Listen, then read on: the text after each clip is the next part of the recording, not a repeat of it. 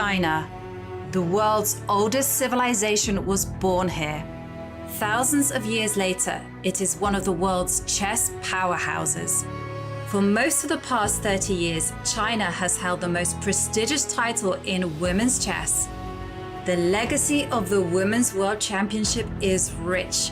Menchik, Gaprindashvili and Chibanitsa, Kosteniuk, Xijun and Ho Yifan. Now, three-time world champion Ju Wenjun is defending her title once more. After vanquishing the likes of Katerina Lagno and Alexandra Goryashkina, another rival awaits. Challenger Lei Tingjie had to defeat 3 grandmasters in matches herself to get here. In the first 2 rounds of the candidates, she took on sisters Maria and Anna Muzichuk and won. Then in the final, she beat former world champion Tang Zhongyi. And that's it! Resignation! Lei Tingjie, the winner of the 2023 Candidates Finals. Will Ju Wenjun defend, or will we have a first-time champion, Lei Tingjie? Half the match is in Ju's hometown of Shanghai, half the match in Chongqing, where Lei hails from. Who will win and claim their share of the €500,000 prize fund? Welcome to the official broadcast of the 2023 FIDE Women's Chess Championship.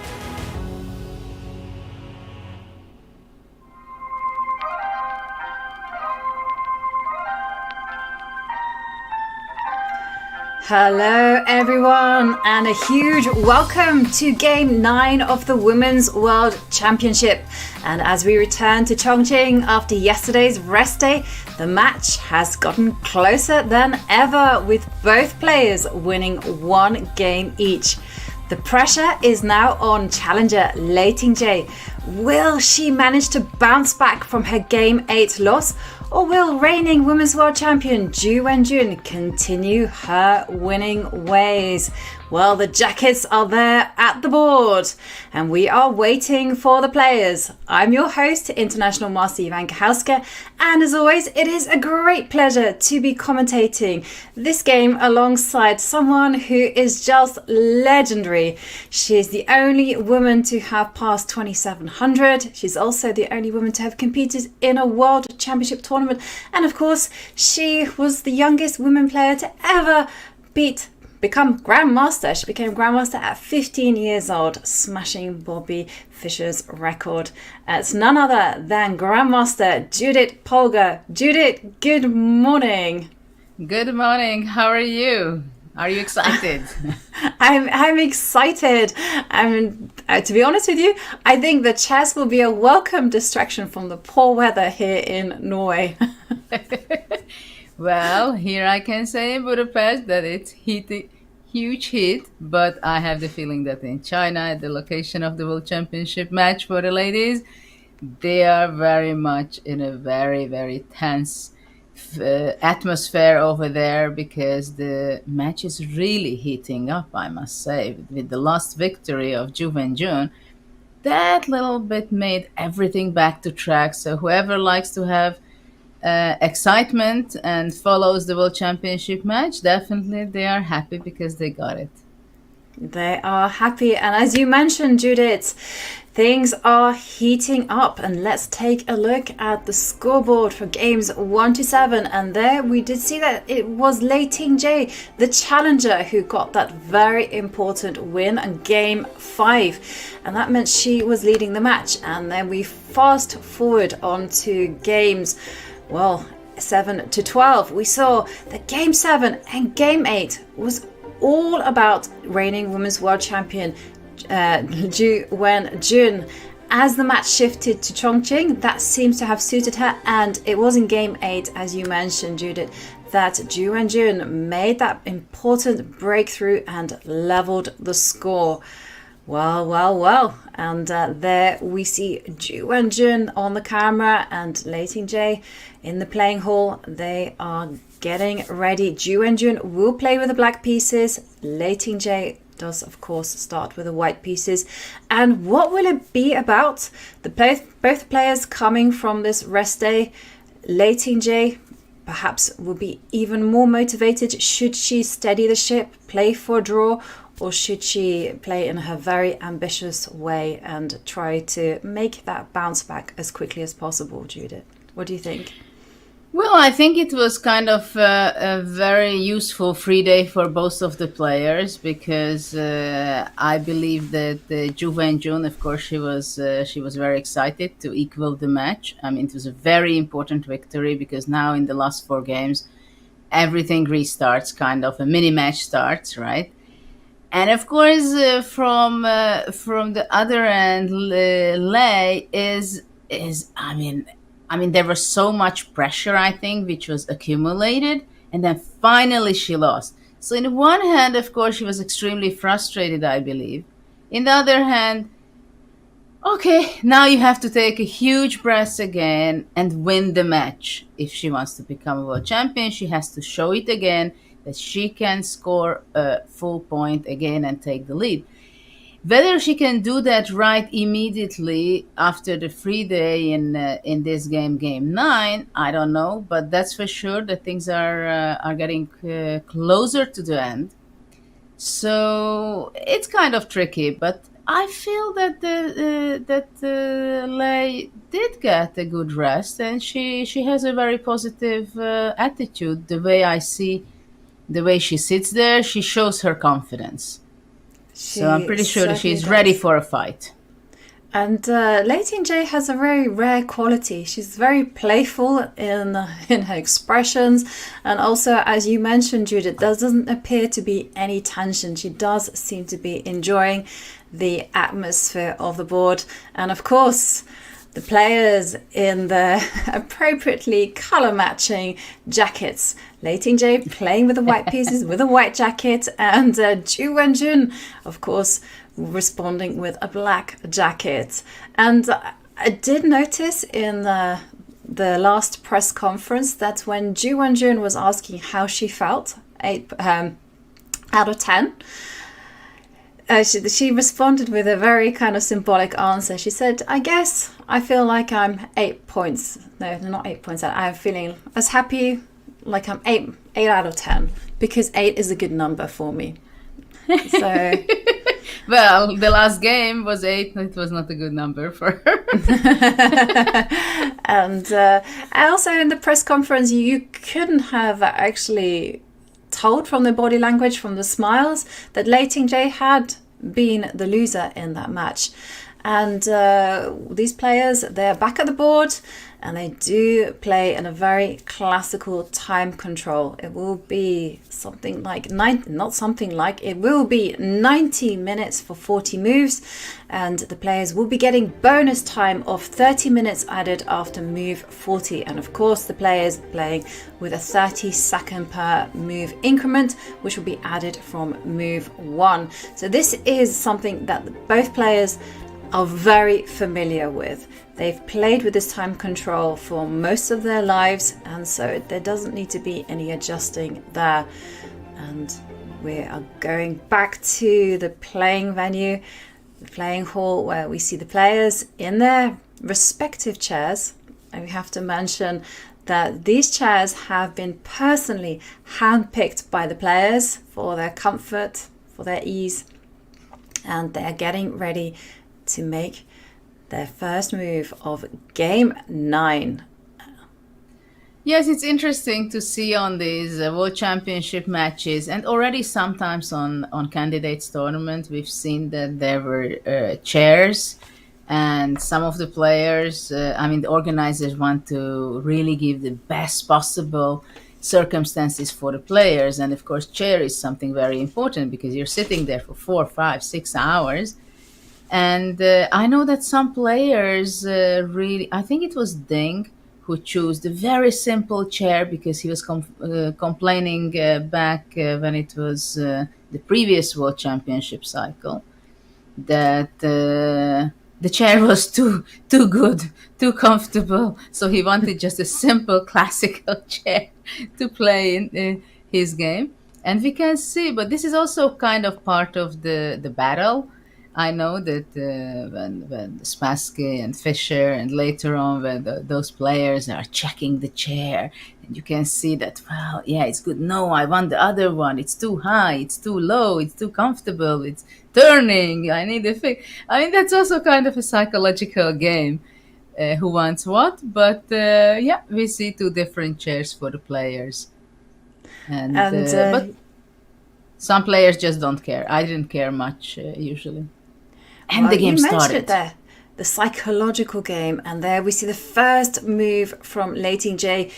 Well, she has opened with a king's pawn. She is sticking to what she has prepared, and this was the big question for me. What is Ju Wenjun going to play? And well, she's tried e4, e5, she's tried the Caracan, and now she is switching things up again because we see a Sicilian on the board. That's going to be a lot of fun, potentially, at least. It certainly Let's see. is. And we see Lei Tingjie open. No, sorry. We see, with the open Sicilian and Ju Wenjun responding with e6. Are we going to see a Taimanov? Are we going to see a Khan Sicilian or something else? Well, first of all, let's hope for an open Sicilian to start with. That's what I'm hoping for, that it's not c3 now, that white is going to be playing deviation from the sharper Sicilians. But you can see on Lei Tingjie that she's thinking, she's confused. This is a typical look of Ivanchuk. usually he likes to look completely out of the sight of the board. But I think Ju Wenjun has seems to be she has a good strategy, and she shows her experience in a world championship match. She experienced already quite a lot to understand and to feel the psychology of the match, and also to understand herself, probably how she can motivate herself and how can she put herself into the flow during the game, changing openings, giving surprises to the opponent, because that's a very important part to make the opponent a little bit unstable, that she's not so secure that she understands what's going on, for sure. Because this is the biggest question in opening preparation, whether is your opponent going to have something at the board which she prepared, or are you going to give some confusion and little insecure feeling?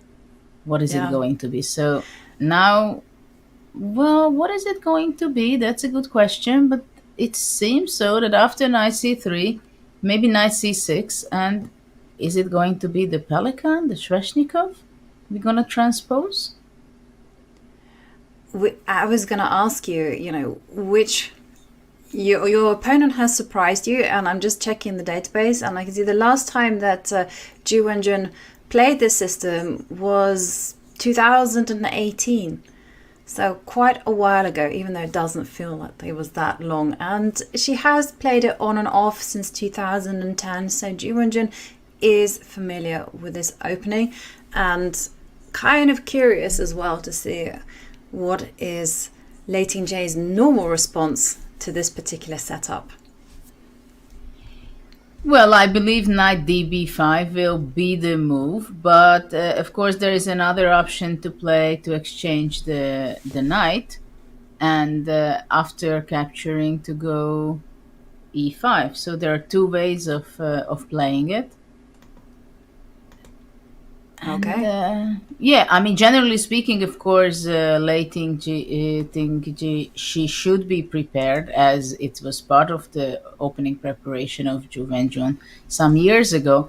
At the same time, nowadays in your preparation, if you played something 5 years ago, it is not necessarily part of your repertoire.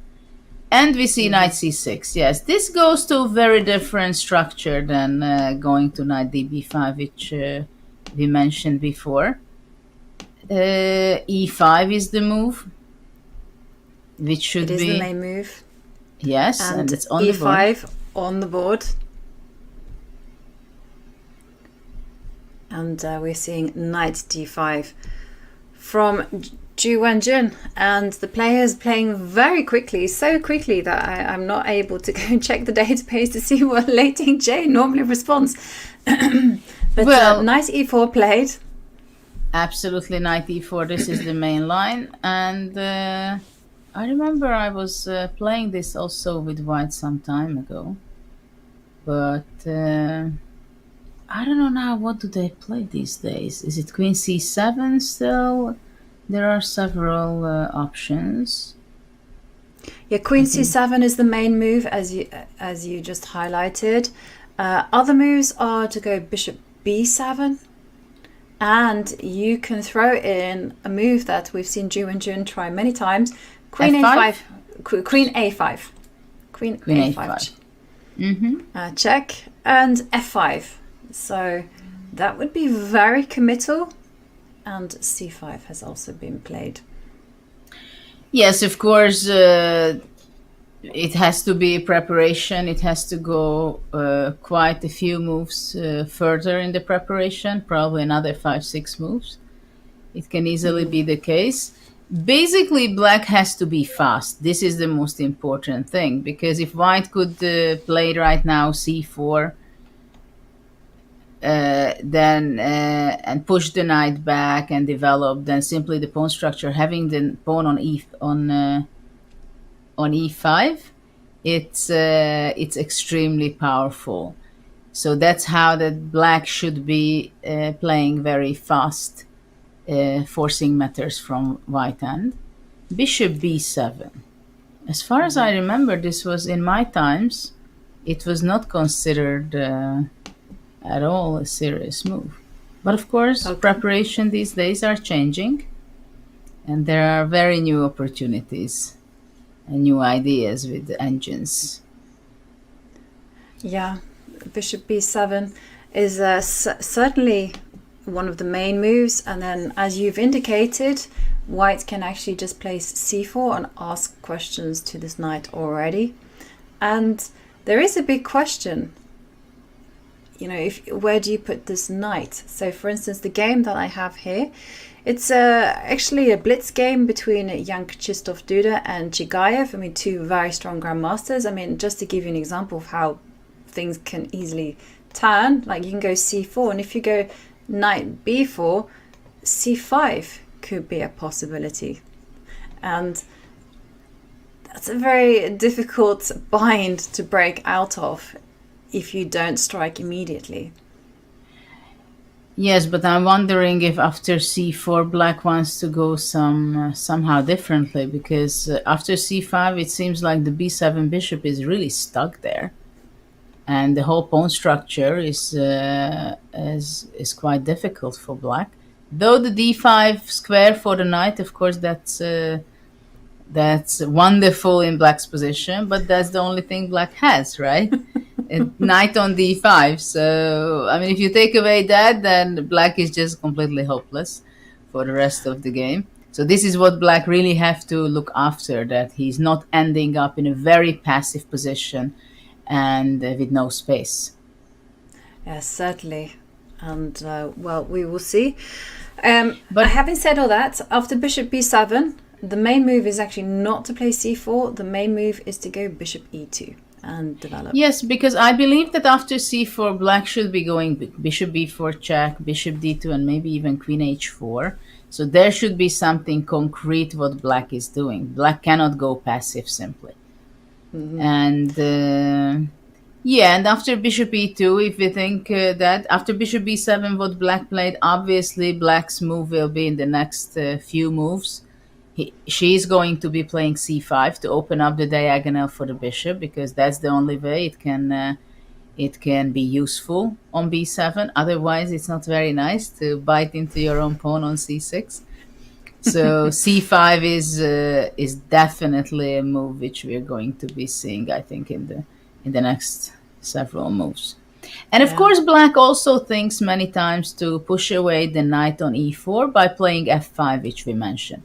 But black is looking for good circumstances to do so, because the pawn structures can change very easily, But still, Black's biggest danger in these positions that he stays passive, and it's going to be a one-way game for White. That it's not big deal necessarily, but you're pushing, you're taking space, more and more space. So Black has to be energetic in counterplay, playing f5, c5, possibly jumping away with the knight. And, Bishop e2 is on the board. We do see bishop e2 on the board. And what do you think of this particular opening choice for Ju Wenjun? Because there you mentioned, Black has to play in a very active style, and we've seen that Ju Wenjun is excellent positionally.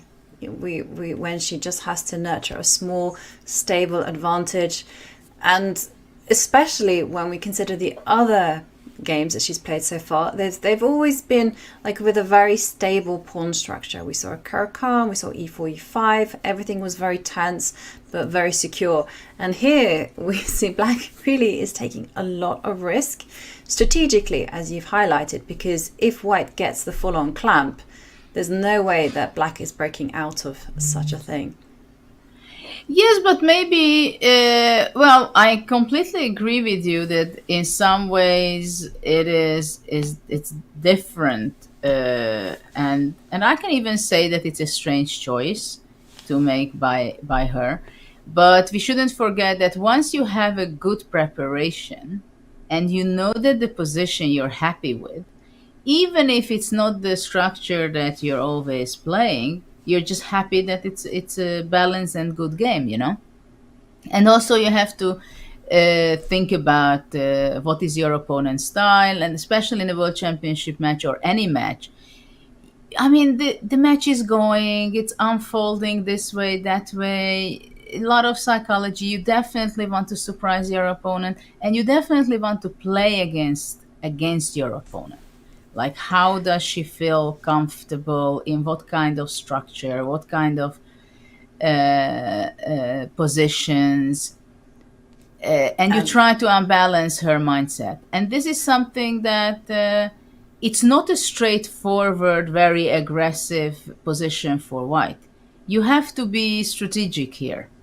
Yeah. And maybe that's why also it was an option and choice by Ju Wenjun at this point, because we've seen that Lei Tingjie, she is a very, not aggressive, but very straightforward person, I believe.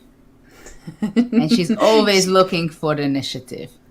She is always looking for initiative. And okay, so I do have a small development. So of course we just saw c5, as Judith indicated, opening up the light square bishop. And now, according to my database, Lei Tingjie's response, which was played almost immediately, is a novelty, but it has been analyzed before, has been looked at in 2020. So once again, Ju Wenjun thinking that she has the preparation upper hand against Lei Tingjie, but Lei Tingjie showing us that this is actually one of her strengths. She does appear to have worked extremely hard on the opening stages of the game. And A3 taking Ju Wenjun by surprise, and it's also taken me by surprise because I'm thinking, what is the idea of this small little pawn move? The idea is actually pretty clear. White wants to go c4, and she doesn't want to allow for Black to go to b4 with her knight, because once you can go to b4 with the knight after c4 especially, you can go back to c6 and to regroup it to d4. So this is something that White wants to stop, that Black cannot go to b4, because that would be the good location for the Black knight regrouping. c6 is the best spot after the square d5, especially after c4, that there is a weakness in the center on d4. But at the same time, it's always a question whether do you have time for such a move to play a3. And so this is right now, it's a race with time, whether White will have enough time to play c4, to castle, and stabilize the better pawn structure. But right now, the e4 knight is under attack if the knight jumps from d5. So those kind of moves has to be checked definitely. But the knight f4, for example, is one of the moves that I would be checking at this point. Okay, and that would certainly be a candidate move. That's also be the first move that I would be looking at. I just also have some fun lines as well in the air. So after a move like a3, you might be tempted to go queen c7, put pressure on the e5 pawn. But here white can initiate some action by playing knight to d6. And after bishop takes d6, not pawn takes, but actually to play, hang on, bishop takes d6, okay, here, queen c6. Yeah, queen d6 would be a blunder. Yeah, queen to takes c4. d6 and then c4. Yeah, so I'm just, the producer missed out pawn takes. And so I was a little bit confused. So c4. c4 obviously will net some material, so you don't want that. And instead of queen takes pawn, you go queen c6, and now the fun begins with f3. Whoa. Sorry, but this is a shocking move for me. Well, apparently this is, the bishop pair.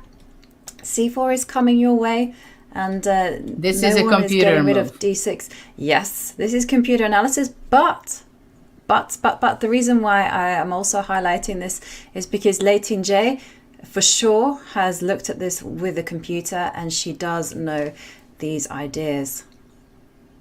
Well, who doesn't work with the computers and engines, right?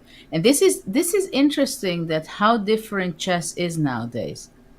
That there's a big tournament going on in Budapest, and I visited. Pragnananda is in the lead, and in the commentary with Almashi, we were discussing that nowadays you see moves, players playing it without, giving any special face expression or being proud. It's just so natural to play moves like f3.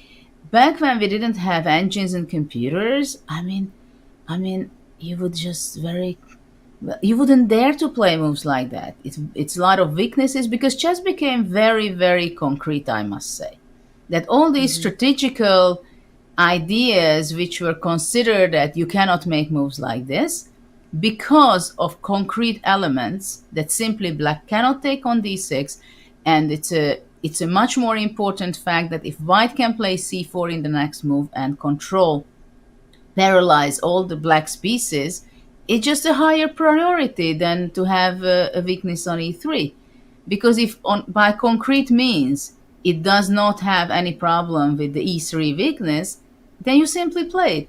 And I think chess players also, they just transform their mindset regarding strange moves or very unusual moves, that because we have this idea that anything can be good. Anything. There is no move that you're going to be surprised by today. Contrary to, let's say, 15 years ago, where you would still think that g5 in some positions, in move 3, move 5, Nowadays, you're just smiling about it, because you know that, of course, anything can happen. They looked at with the computer engine, gave an interesting idea, something will happen, people analyze it at home. So it is very interesting how the game itself transforming with the presence of the engines on daily basis. Yeah, completely agree with you. And before, we can actually even point to some of Lei Tingjie's earlier games, like for instance game 6, which she drew very easily. To all intents and purposes, it looked like Lei Tingjie had played into a variation where white was just better. You would have stopped in the olden days, and by the olden days I really mean like literally 4 years ago, and not that long. And you would have stopped and said bishop pair. White has the bishop pair, it's open position, it's an endgame. Black is just playing for 2 results, to draw or to lose. That's just an exercise in suffering. Do not touch this opening. And she just showed, with the help of the engines, that actually white didn't have enough time to utilize these bishops, and there was a concrete reason behind her play, and she neutralized and she drew incredibly easily. And here we see again concrete stuff at play. The pawn comes to a3 with the idea of playing c4 or a knight jumping into d6. Now, ironically, queen b8 is the better move, because with queen c7, which is very natural, the knight coming to d6, it will, of course, after the recapture, the pawn capturing on d6 will attack the queen, so black has to burn some time. And yeah, surprise. I really like the way that these two play. It's always like a battle of surprises. Ju Wenjun first serve has been a shock, but Lei Tingjie has struck back with a counterpunch. To tell you the truth, a3, it simply looks slow to me. This is the only problem for me, that there is one move time for black. And I'm very strongly thinking that f5 is the move I would want to check at first if I'm playing it with black, because it is a very important pair of moves for black. If you think about it, c5 and a3 is definitely favors black, right? Because the b7 bishop is open up. Well, we have the time, because you mentioned this might be a slow move, and someone who is taking their time and trying to figure out all the possibilities is Ju Wenjun. And I can tell you as well that, again, checking the database, the move that had been most analyzed was f5. So we are 21 minutes in, and we have some surprises ahead. So f5. And now, again, there's two moves have been analyzed. This time, October 2022 and September 2022. So always be careful when you're kind of checking with the cloud engines, with the cloud database, and you're just inputting moves here and there. Yeah, someone is watching. You gotta be careful watching. Exactly, because Big Brother is watching, and in this case, it's me and you, Judith. So we have two suggestions: bishop to g5, and the other one is simply pawn takes pawn. Well, pawn takes pawn is always something that you have to start with, I believe. But after e takes f6, knight takes f6, black is getting a very energetic position. And, well, knight f6, queen f6, I think black has just simply a beautiful position after white castles, bishop e7, black develops, full of energy with black. And we can also say that it seems like almost black is better developed after knight f6, queen f6. The file is open, the long diagonal is open for black, so everything sets for black. So e takes f6, after all, probably I would not consider so much. So bishop g5 looks a very concrete idea with... but at the same time, after bishop g5, what about queen b6? I'm not going to go queen c7, so you can go knight d6. And the pawn on f5, it can be very powerful. And I'm wondering whether this still the idea is the same after queen to b6. It's perhaps simply to go... can you still go knight to d6 check? It must be that. Yes, and I have the feeling that, of course, Ju Wenjun is also careful, because once you get surprised in the opening, you know exactly that you're not playing against your opponent right now, but you're playing against your opponent plus the engine, plus the coach. So, of course, everybody is extremely careful how to react on a surprising opening move, especially when there is a match and everybody knows that everybody is preparing like crazy, right? So this is kind of very tricky in the opening part of the game, that you're playing against a phantom. You don't know who you're playing with in reality. This is the problem with modern day chess as well, because like you mentioned, everyone does have that 3600 helper with them, i.e. the computer, and if you put in the time and you put in the energy, and also the effort into memorizing your opening lines, that's very important, then of course, everyone will have a great start to the opening. And like you say, it is the mind games again. Like, do you play the most principal move, f5? And of course, this would be the most logical move that Lei Tingjie would have analyzed. Is this bluff by Lei Tingjie? Is she also making things up on the fly? Could be. You can easily see, especially in a World Championship match, how you can overthink things. Because in a normal tournament, you launch the first surprise and that's it. You're very confident. And we shouldn't forget that you have your opponent opposite to you. But many times, the biggest challenge and the biggest opponent is yourself. Because you can easily overthink, as you say, and you can easily hallucinate all kind of things which doesn't exist there. For example, the preparation is the first thing that you think, oh, a3, probably they've worked out everything, so f5 is the most obvious move. I shouldn't be playing. Well, should I play a move which could be surprising? And then you start hesitating and debating with yourself these conversations that, okay, a3, it cannot be so good, it's so slow, but still probably she has something in mind, something concrete. So how should so you have this thing in your head, and objectively it should be okay for black. It's just a healthy position. She played bishop b7, c5. The last two moves were very good, improving black's position. Clearly, this is one of the main idea black should be playing for, to opening the big long diagonals, placing her bishop there. So a3. So this is a momentum that she has to catch. She cannot just play bishop e7, castle, and then vc. No, she has to be very much in the present and react well on this move. Yeah. She certainly does, because it is concrete play. And as you mentioned, a3 takes away the b4 square for the knight, c2, c4 in the air. And, also f5 is a possibility. And as you've mentioned, this knight on e4 is loose, and loose pieces drop off. And you also have to consider the knight jumps.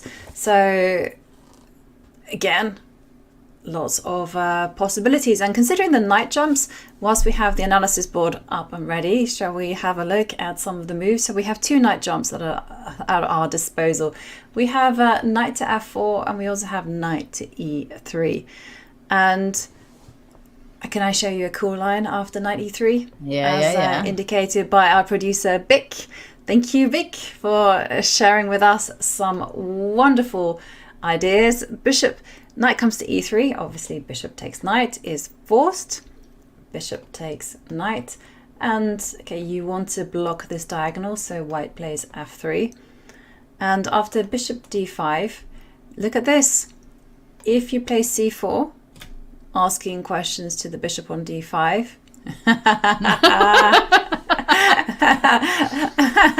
something is... Well, white is going to be in for a shock, let's just say, because bishop takes c4 is a very nice tactical I was play. surprised why you're playing f3, but now I understand. To show some great tactics. Exactly. And, our producer Vic, he is on form today because he spotted queen h4 check. And, well, I believe, yes, this is something you have to watch out, and this is why you have to be double checking and extra careful when you play moves like f3, because in that position, if we go back after black capturing the knight, I would rather think about playing bishop to f3 to eliminate the active bishop on e4, and just to have a positional nice position. We have a move in the game rook c8. Wow. Yes. I'm very surprised. Wow. Okay, so let's head there and have a look at the consequences, because every move has an outcome. And the first thing is to think about what's going to happen after c4. The second one is also what's going to happen after this knight jump to d6. And the last one is, of course, if white just improves the position. Or hang on a second, and I also spotted bishop g5 as well. Well, first of all, I think we should try to figure out what's the idea of rook c8. The rook c8 move, if black to move in the next one, she wants to go c4, I think. I think this would be the first intention I would be thinking, to stabilize the knight on d5, so white is not going to be able to play c4, right? So that would be fantastic for black to gain space by playing c4 and stopping white from playing c4. So the first question is to me c4 always. At the same time, probably after c4, she wants to go knight e3. I guess knight e3. Yeah, So knight let's, e3 is a very logical continuation. And then bishop takes e3, bishop e4. And it's a pretty stable position for black, I believe. I would also like to highlight one small detail in such a position. White played a3, which is probably not going to be so useful because b4 is not so easy to be playing. At the same time, if in a later stage, black is able to play rook b8 back and queen b6, the b2 pawn can be a weakness, because if the pawn would be still standing on a2, white would be just playing simply b3 and it would be protected. But now after a3, in such a cases, the b2 can be a real problem for white. So maybe white, for example, later, it's a strategical discussion right now, to play bishop d2, bishop c3, protecting the b2 and the e5 at the same time. But I think if the knights come off, black is doing fine in this position. So let's see if instead of c4, your suggestion bishop g5 is interesting. Obviously, black is not going to play bishop e7 to knight d6. Well. But it says after bishop g5 already, that is a big mistake. And black has a tactical opportunity, because I just saw the evaluation bar shoot down to minus 1.26, which is like 1.5 pawn advantage. So there's a big flaw with that idea. So what's the problem? Queen a5 or queen c7? Queen b6. Probably queen b6. No, that's not the flaw.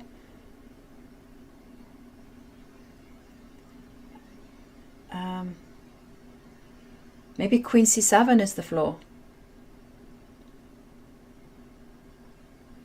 And yeah, I think queen c7 is going to be the flaw, right? Yes, and knight d6 is not possible because Knight takes, d6 takes, isn't, yeah. and after c4, queen e5, the intermediate move. Okay.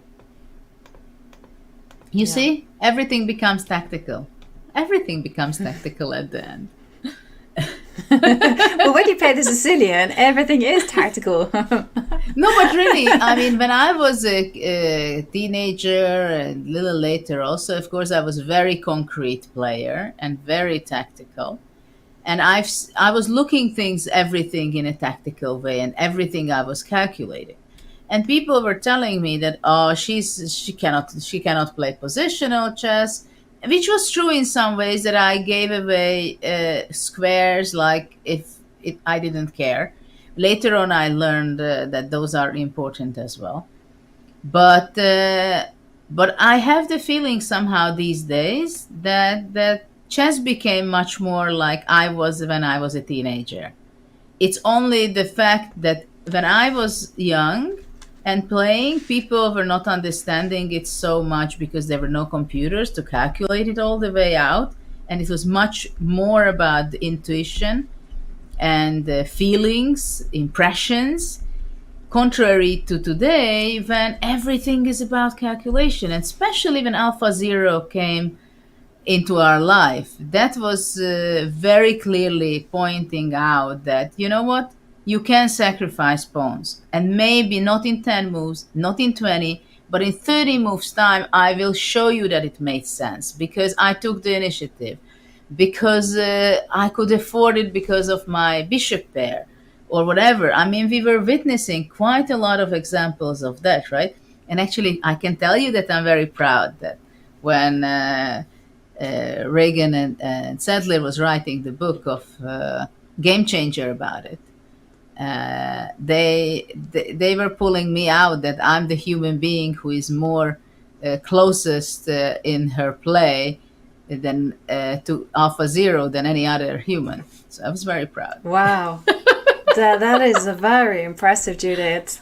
No, I mean, you're an impressive player anyhow, but to be the player with the most similar style to AlphaZero, to sacrifice pawns for a long-term compensation, which actually is a very difficult thing to do, is most impressive.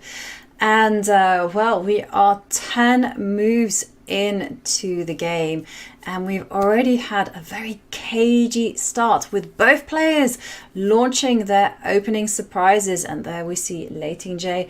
She is yet to respond to Ju Wenjun's last move. Well, what will happen next? It's gonna be the time for our very first break of the day. So don't go anywhere, because more action is coming your way in just a few minutes.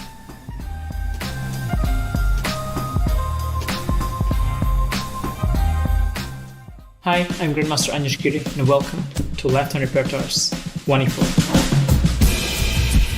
The so-called Latvian gambit is horrible. F5, knight takes e5. This is not how chess is played. He played too many moves with pawns and the queen, and didn't develop his light pieces.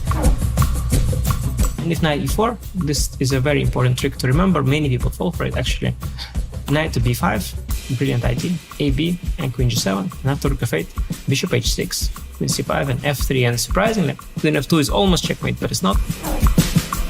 If your opponent wants to be solid, we go for the aggressive, for the kill. If your opponent wants us to go for the kill, we play simple chess. And just use the fact that we have more space in the center, clear-cut plans, and nothing to worry about.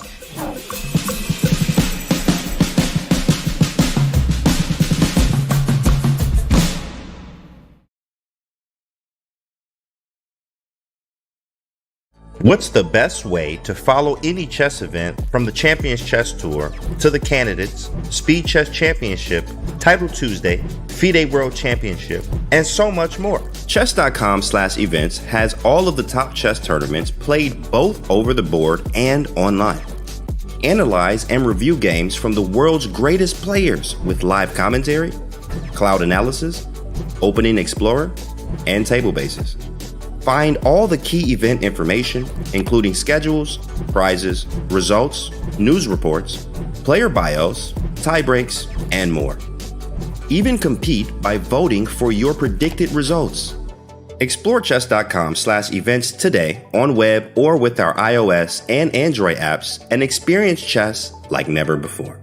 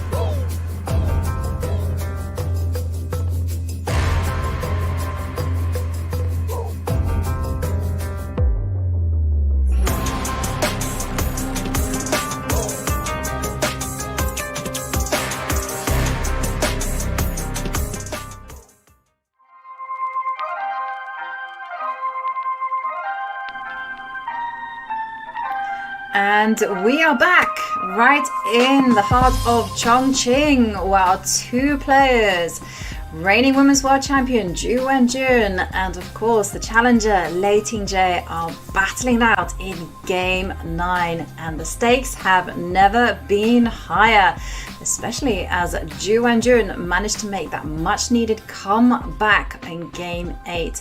And now all the spotlight is on Lei Tingjie as we see how with the white pieces, will she steady the ship or will she go for much more today? Well, we are right in the middle of the opening stage. Both players yet to develop their pieces yet to complete their development. And there we see Lei Tingjie still thinking after Ju Wenjun's opening Rook c8. Yes, Rook c8 is an interesting choice because it is not the first choice we would be thinking of, right? Because there were more concrete ideas like f5. But Rook c8 has its very interesting idea. And you can see that I think Lei Tingjie, she is, I don't know if she's surprised or by now she's completely out of book, but I have the feeling. The body language tells me also that somehow, okay, what is this move? What is this move? How should I be reacting? What Ju Wenjun has in her mind? And then she's realizing that, and what I've told before the break we had, that a3 is a slow move. And I still have the feeling that sometimes this one move only can give the opportunity for black to gain somehow a very important time. And of course c4 is something that I would be very much be playing with black if it's possible. At the same time, if you play c4, maybe then a3 will be just a move which did not make much sense, because anyway black is going to be jumping not to b4 but to somewhere else. At the same time, I'm just thinking that maybe even after c4, knight b4 is possible anyway. And knight to b4 is certainly possible. I also just saw one of the great things with the cloud database is that everyone starts looking at the position and everyone starts thinking about alternative moves. And I see a suggestion that someone has analyzed, I don't know whether it's any good, is actually to play queen to d3.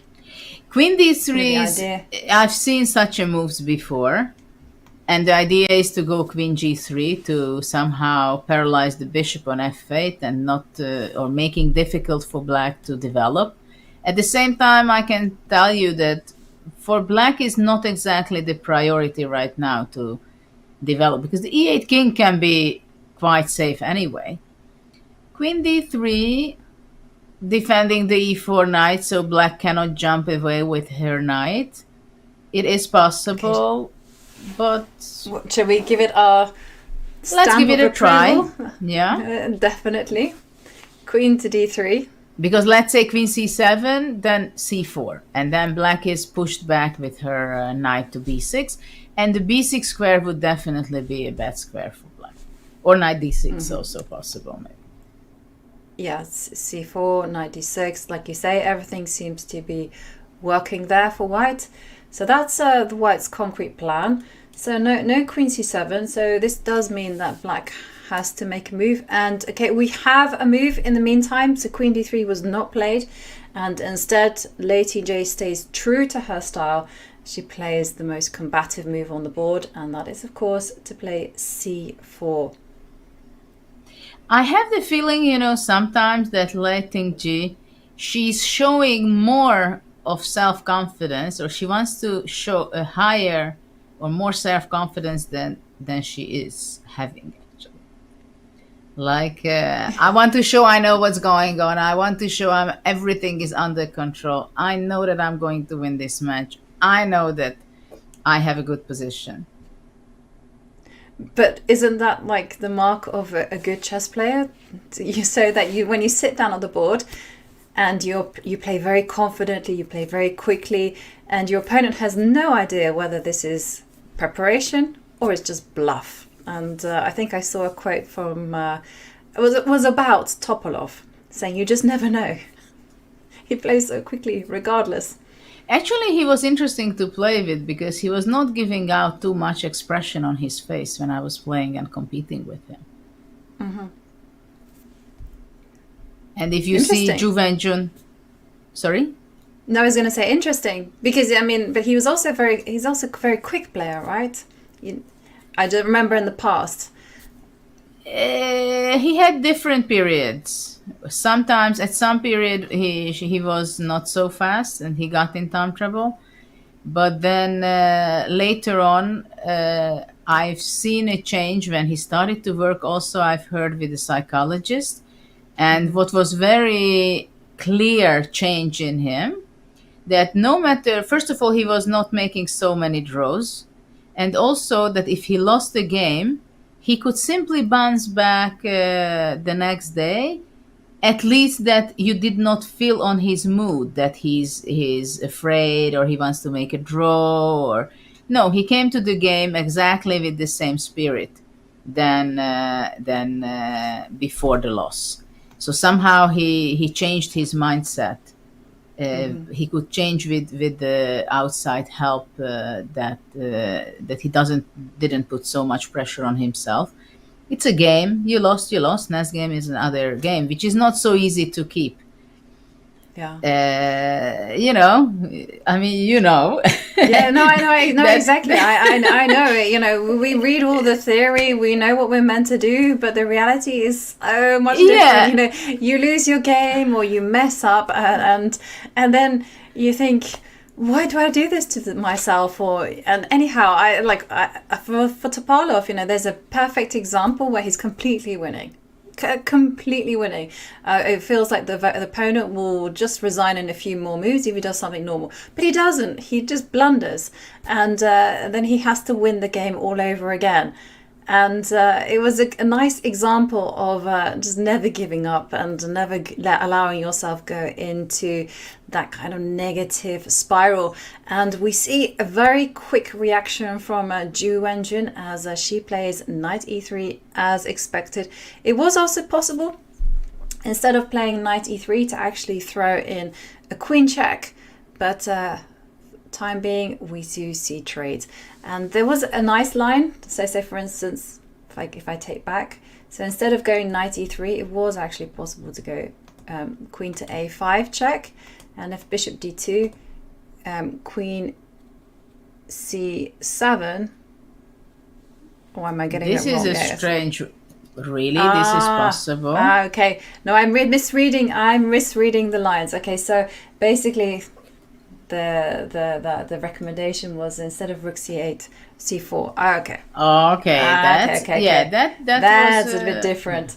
I'm getting my lines in a muddle. It's Tuesday morning. It feels like Monday morning to me. Yes, and of course, the idea is behind queen a5 and queen c7 that the bishop blocks the road of the queen, so knight d6 is not possible. But this is where we've been before. So this simplification, the game became a lot different by having the knights off the board. I love knights. And with knights, life is always interesting because always surprises can show up. With bishops, it's not exactly the same.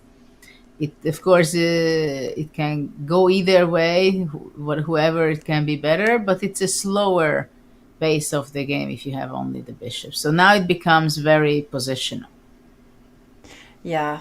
It is a positional game, as you mentioned, because it's almost like a battle of those long-term weaknesses. White has a nice bind over the d6 square, and the d7 pawn is the target, and whereas black does have the long-term game of actually putting the rook on b8, and as you highlighted, piling up on the b2 pawn. One thing that I've never really liked playing against this pawn, when this appears on the board and I'm black and I have a pawn on d7, that never happens, by the way. I'm so unused to this feeling that I completely panic and I don't know what to do. And I really like this suggestion that you came up with of just simply trading light square bishops, because if you do a quick comparison, this bishop on e4 has so much power. targets g2. It's got control of the long diagonal. What is this person doing? Nothing. So but I don't try see to trade it. I don't see why white would be better, to tell you the truth. If let's say, okay, let's observe a little bit. So bishop f3. Yeah. Just bishop takes f3. Let's dive in. And then bishop takes. Yes. I'm taking with the queen. And bishop takes f3 actually is not the only move for black. But let's say if we just play very simple with black. And play bishop e7. Okay. And in that case, I will... But it's also possible to play not bishop e7, but queen c7. Put pressure on the start putting it immediately. Pawn. That is true. Yeah. You could do that, and I guess I would run with the queen to g3. Even d6 is just a very normal move. Well, this is all hearsay because Lei Tingjie decided not to trade off light squared bishops. I guess this is maybe not in her style, but this is my preference. But instead we see after bishop takes e4, we are seeing castles. But black just plays queen c7, for example. Even d6 is possible. Okay, actually, d6 is also possible. Break it out, yeah. I like d5 is possible also. But wait one second. Wait, I can see the evaluation bar creeping up in white's favor, and also you are meant to develop before you break out. I mean, well, I wanted to break out the way that I develop. That after he takes d6, I develop with bishop d6. Right. I understand. You're a maximalist. You want it all, and I don't want you to have it all. Well, of course, d6 might be a move which is premature. I mean, queen c7 is logical. Also, queen b6, possibly. But queen b6 after that b4. So that would be, I think, a mistake if I don't play d6, but play queen b6 then b4. So that shouldn't be the move. Yeah, because of this. B4 is in the air. So yeah, and if you're allowed to go d6 and you get away with it, but this is definitely the acid test. How to fight that one.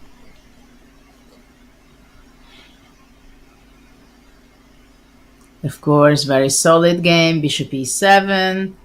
Castles, queen c7, and maybe she wants to break out with f6, you know. Yeah, definitely very viable. Okay, bishop e7 rather than the immediate d6. I didn't quite see what was wrong with d6, but bishop e7, just a different style of play. And for me, I really like your bishop at f3 suggestion. So, but Lei Tingjie didn't do it once, so she might not do it again. I think she's not going to do it because there would be some weaknesses in white's camp, on the b file especially, you know. Yeah, so what I was trying to argue. That's true. She would lose time, but I was trying to argue that the pressure against d7 is more annoying for black than the pressure against b2, because after all you can kind of go rook a1, rook d2, just sit but there. White is not fast enough. I'm afraid that white is not going to be fast enough. I mean, it can easily happen that even if let's say white exchanges the bishop on f3 and white gets with her rook to d2 and d1 doubling on the d file, even then it can easily happen that black is just moving away with the queen. Yeah, castle, rook d1, queen c7. Oops, sorry, not rook c1. It was a mouse drop. Yeah. Yeah. Rook d1, queen c7, queen e4 or something, somehow defending the e5. Black goes rook d8, defending the d7. White is pressing on d7. But what is there anything special for white? I mean, black can also go d6 or f6, the way we were discussing, or f5, trying to get rid of the e5 strong pawn. Yeah, unless white doesn't stop this. I mean, the only way that I can see is no, I don't stop it.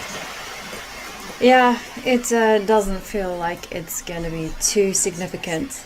So we actually have an answer as to why d6 was a mistake. I was very upset that I hadn't figured out, if we go back, as to why black couldn't break out with d6 immediately.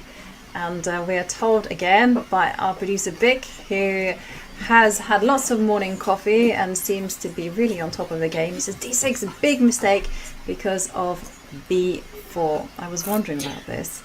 And you can't just take on b4, because obviously a takes b4 and the rook will hit a7.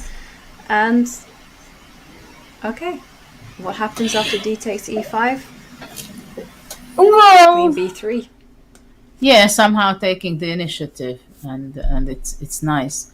And now the rook d1s and even b5, a4, a5 is possible. And But- Ju Wenjun had seen that pattern before. Yes, and the thing is, it's actually very typical that you don't break out with d6 in these positions. You leave the pawn behind at d7. It's the very typical pattern of the pausen or neopausen. When you play anything with e6 having your pawn on d7, most of the time it's like at least 90%. You keep it that way, maybe even until end of the game. Because you have a weakness on d6, but actually white cannot exploit it. I mean, white cannot do anything about the d6 square after the exchange of the knights. The knight on e4 was something to jump into d6 for a long time. But once you eliminate it, it's a weakness on d6, but practically you cannot do anything with it. So bishop e7 I like.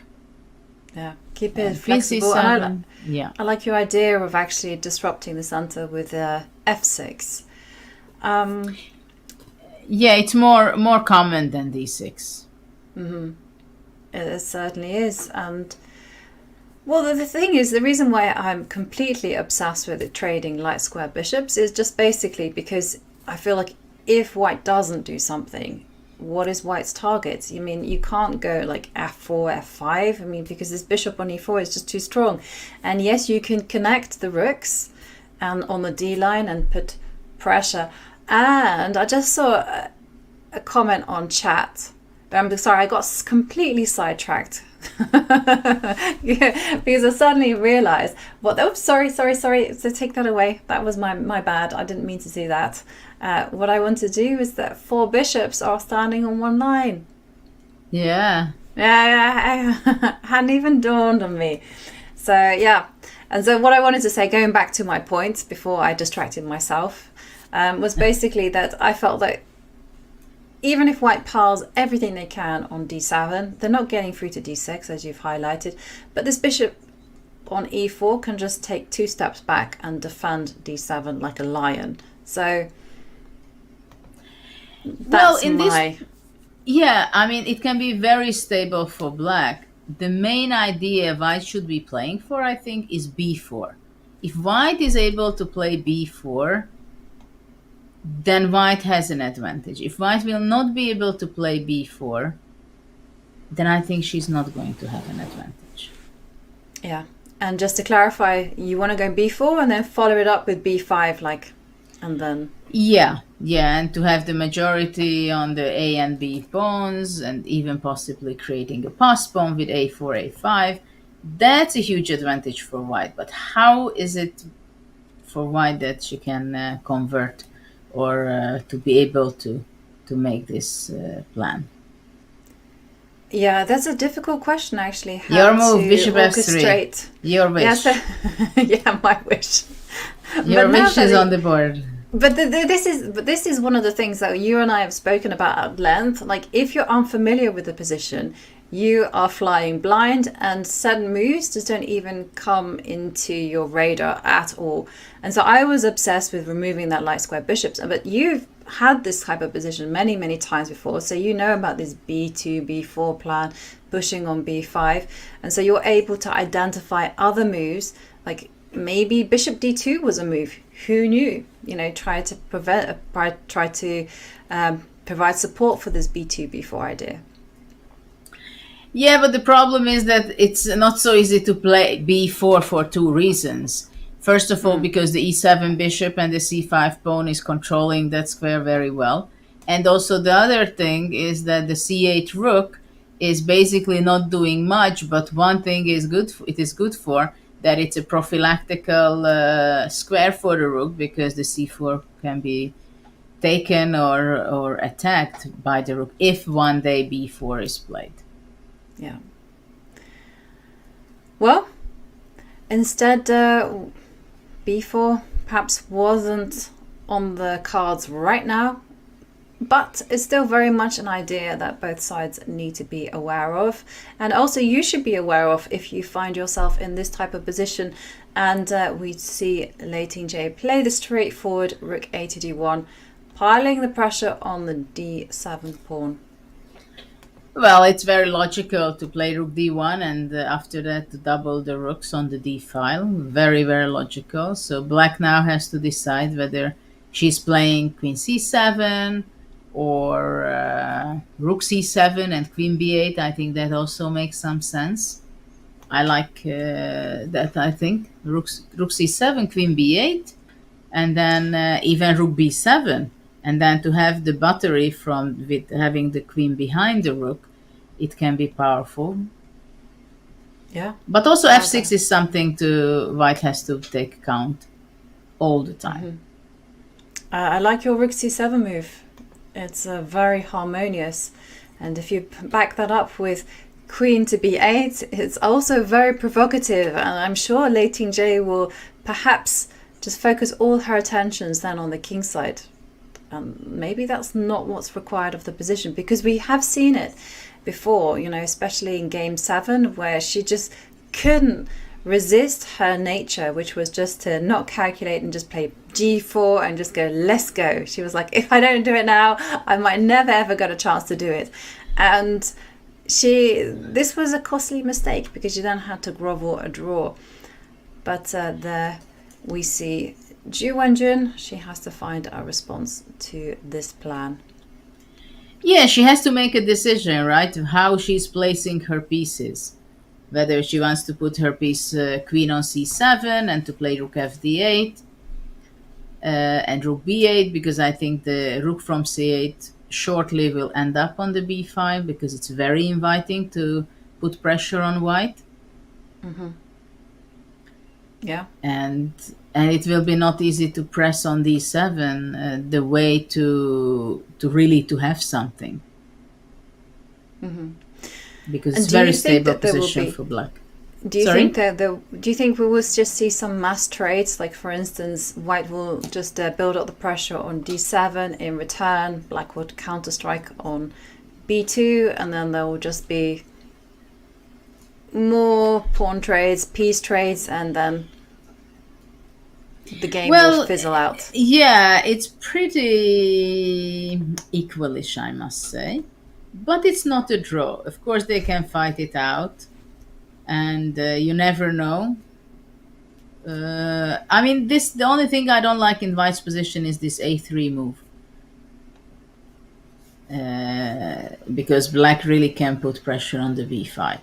White wants to go queen g4 or queen g3 at some point, threatening with bishop h6. So black might be just moving the rook away. So after bishop h6, it is met by with bishop f8, or just go out king h8. That's the other option. But I have doubts about the fact that Lei Tingjie, she will be able to put tactical pressure on the opponent, because this is a very positional play. But I think I was just going to ask. I was going to ask the immediate question, but first I'll let you finish your thoughts. Sorry about that, Judith.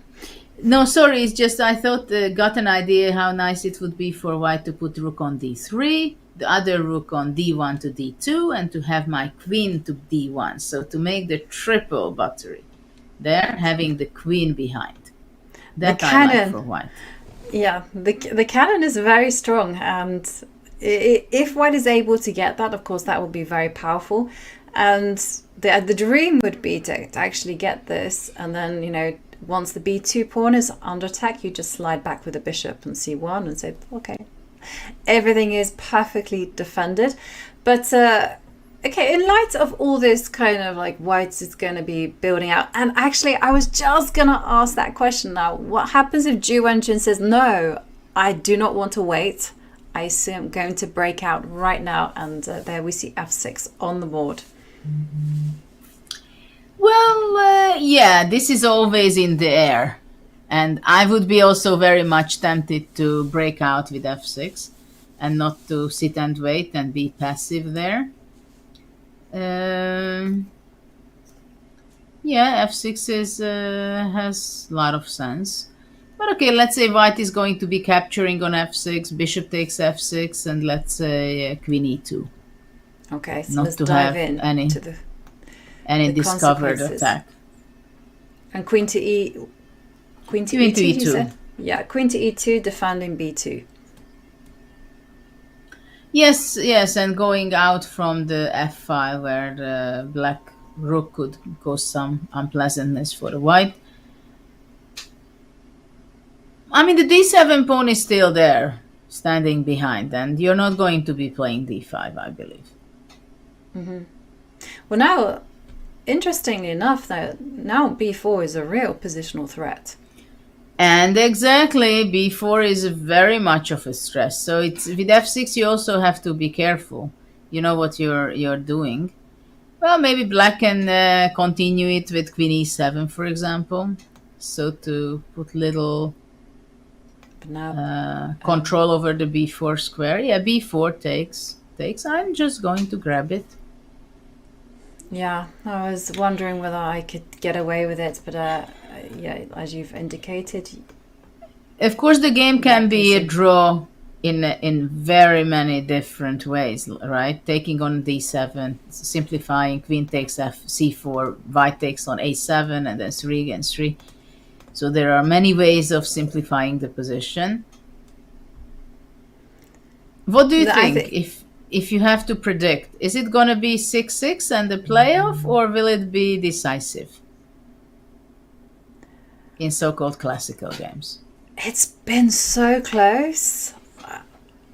If I were a betting person, which I'm not, I would say 6-6, and it will be decided by tie breaks. Yeah, I understand your point. This is what I was afraid of. Though probably it would be like fire there on the playoff. But still, I hope to see some great actions on the board. This game is with small details. But I think, I'm not sure if Lei Tingjie, she's aiming for something big in this position.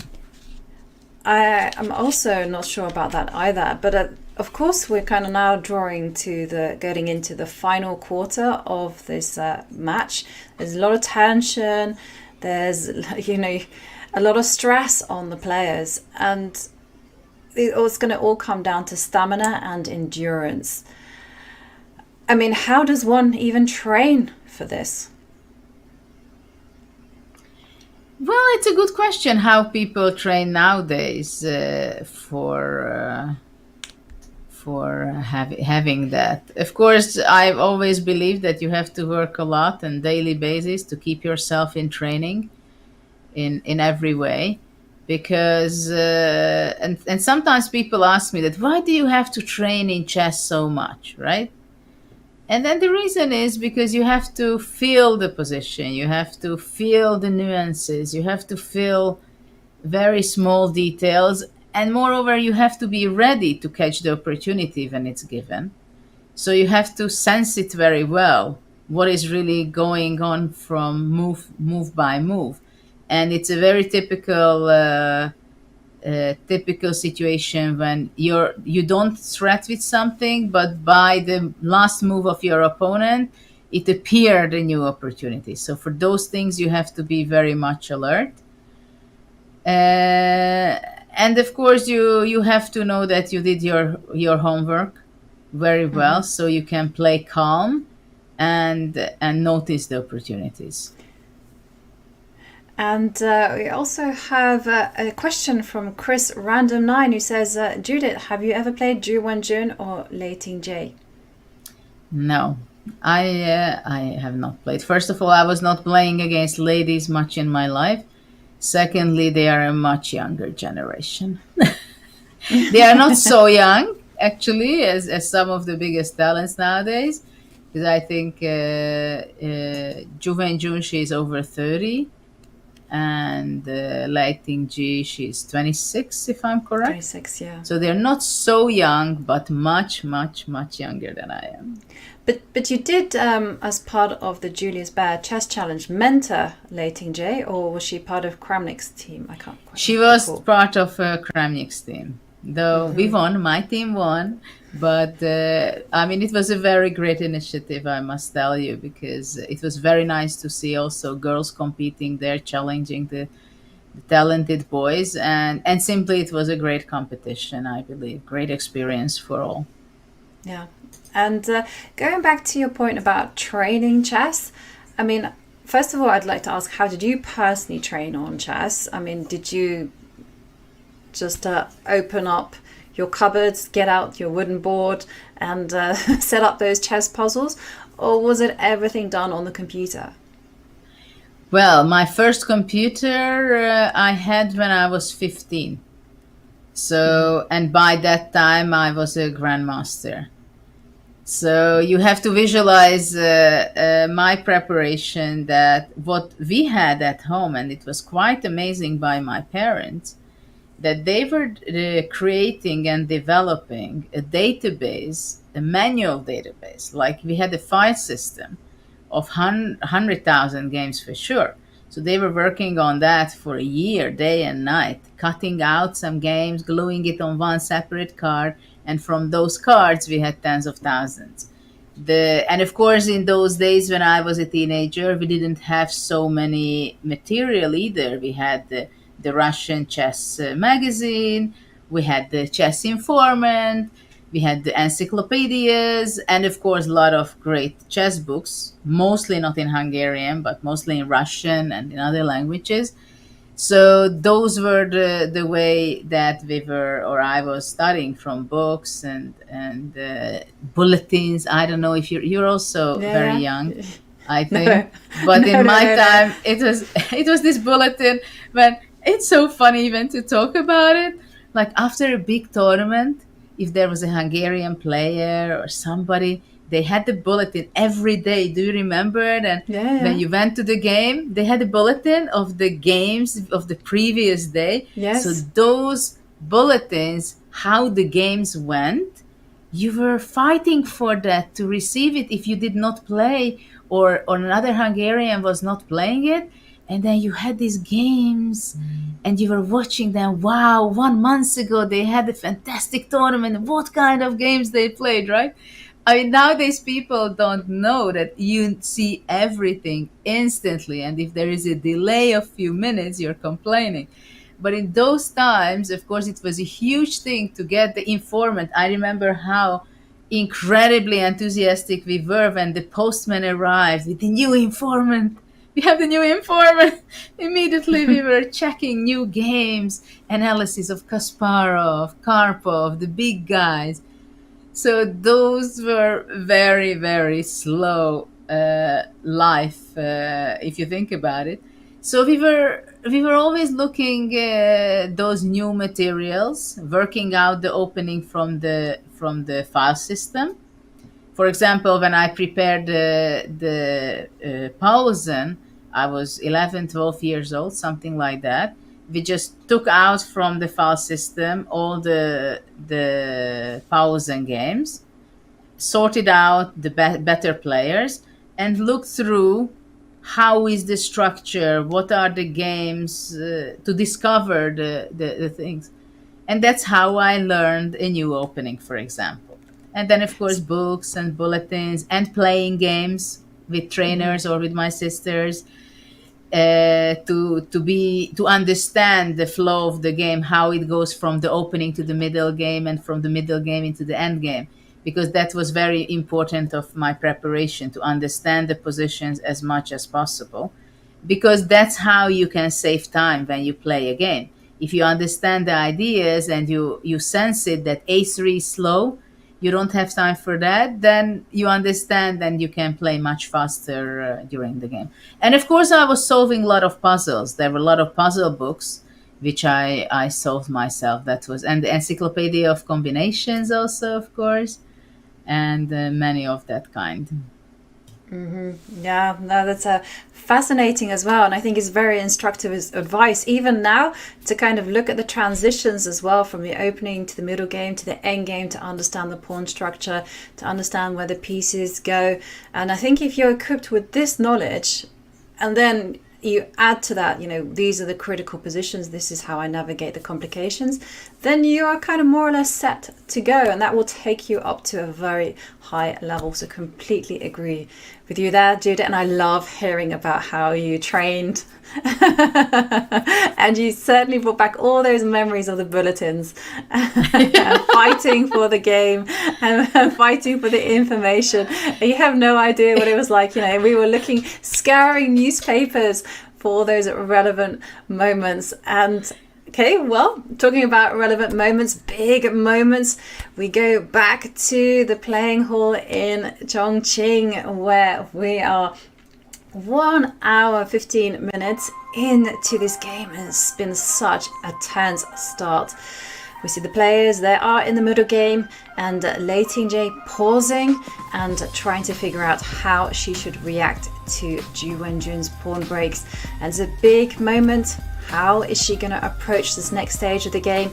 Well, we'll find out in a few minutes, because we are taking our second break. So don't go anywhere, and see you in a few minutes.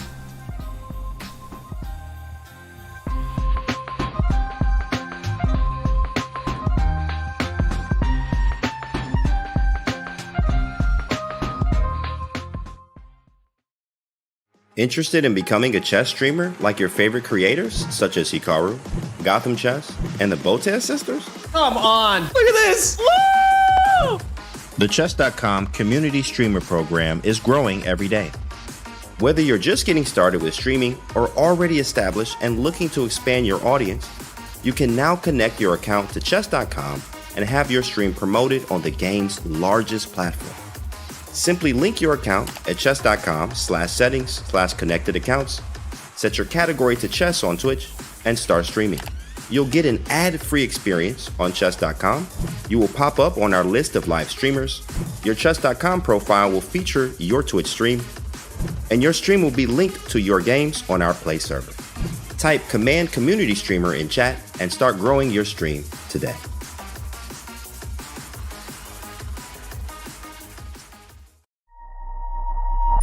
Chess.com's game review recently got a major update. Here are 4 key notes. At the end of each game review, you will now see a summary of the game from your coach, your performance rating for that game, and a quick grade for you and your opponent in the opening, middle game, and end game. We've added a new classification called Miss for when a move fails to take advantage of an opportunity, but it is otherwise a sound move. We've also changed the definition of blunder. Now a move will only be considered a blunder if it loses material or allows a checkmate. Coach will now draw arrows and highlight squares when you hover over or click on the highlighted words in the move explanations. This should make move explanations easier to follow. Finally, Coach's explanations will now reference specific pieces and threats in the explanations, making move explanations much more intuitive. The new game review experience is available on Chess.com right now.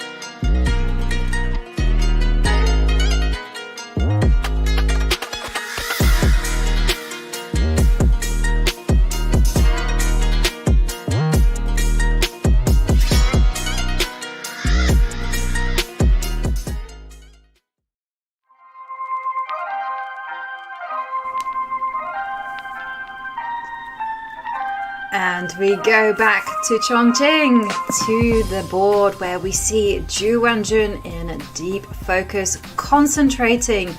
But she is the 3-time reigning back-to-back women's world champion, and she's not there for no reason. So let's take a look at her journey and how she got to be in this position. Born in 1991 in Shanghai, world champion Ju Wenjun has won the FIDE Women's World Championship 3 times. Now she attempts to become the 6th 4-time champion. In that time, she has established herself as one of the strongest women to ever play chess. As a teenager, Ju was already one of China's best players. At age 13, she finished 2nd in the Asian Women's Chess Championship. At 18, she earned FIDE's official Women Grandmaster title. And at just 19, she won the Chinese Women's Chess Championship. The next year, she had already fulfilled all the requirements to become a Grandmaster. By 2016, Ju found an even higher gear. She won 2 of the 3 events she entered in that year's FIDE Women's Grand Prix, the latter by a full point. Easily winning the entire series, Ju earned a World Championship match in 2018 against Tan Zhongyi. Ju proved that her stellar consistency in the Grand Prix was no fluke. In the early part of the match, Ju went on a hot streak, winning 3 of 4 games. After 10 total games, she was world champion. But there was not much time for Ju to enjoy her accomplishment. FIDE had scheduled a large field world championship tournament just 6 months later, with no special privileges for the champion. In the end, however, the knockout event was simply another opportunity for Ju's star to shine. Not only did she win the tournament to stay champion, she coasted through most of it. In the first 4 rounds, Ju didn't need so much as a tiebreak. When it came time to face Katerina Lagno in the final, resilience was also called for. Ju fell behind with 1 game left, needing a win on demand to force a playoff. And she did just that. Then she won the tiebreaker as well, proving that her excellence extended to rapid chess. Ju had now won the World Championship not once, but twice in the same year in 2018. She joined Vera Menchik as the only woman to win 2 in a single year. In nearly unprecedented fashion, Ju had proved she was no one-off. In her career to date, including a 3rd World Championship in January 2020, Ju has shown the ability to dominate several formats. Large matches, small matches, knockout tournaments, even the round robin of the Grand Prix. All have gone her way. But Ju Wenjun, she's too strong, too experienced to freak out and make a mistake. Whether enjoying a 3-1 run against the world champion or nearly going undefeated in a large field knockout, she is simply one of the best. The challenger, Lei Tingjie, will have to be at her best too. Otherwise, the world champion will once again be Ju Wenjun.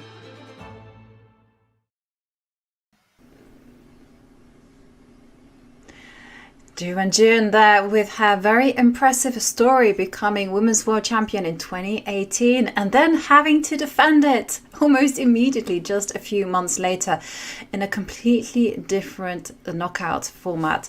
And now she is here in 2023 facing off against Lei Tingjie. And what's very vital for Ju Wenjun is that Game 8 she scored that much needed win. And will she continue her winning ways with the black pieces? Well, we will find out today. But for now, it is Lei Tingjie, and she has moved. She played the queen to g3, maintaining the tension in the center. And once again, the ball is back in Ju Wenjun's court as she decides what to do next.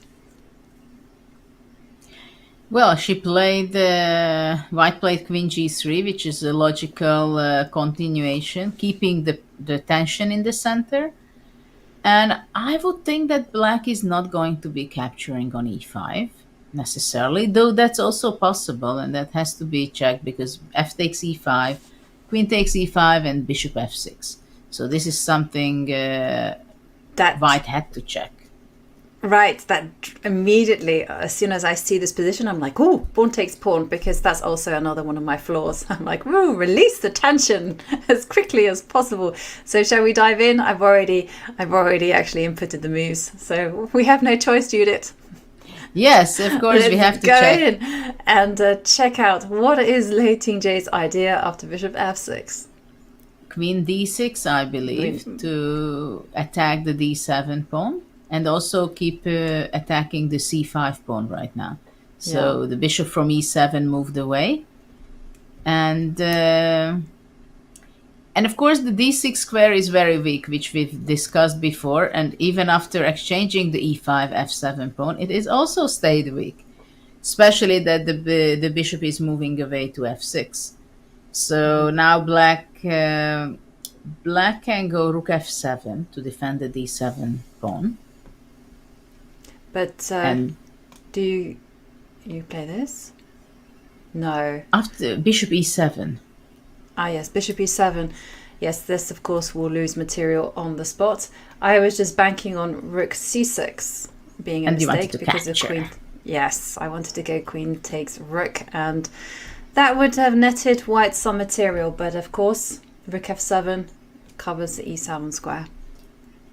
Yes, and that's a very important square for black. So after rook f7, though I don't like it with black to let the white queen into d6.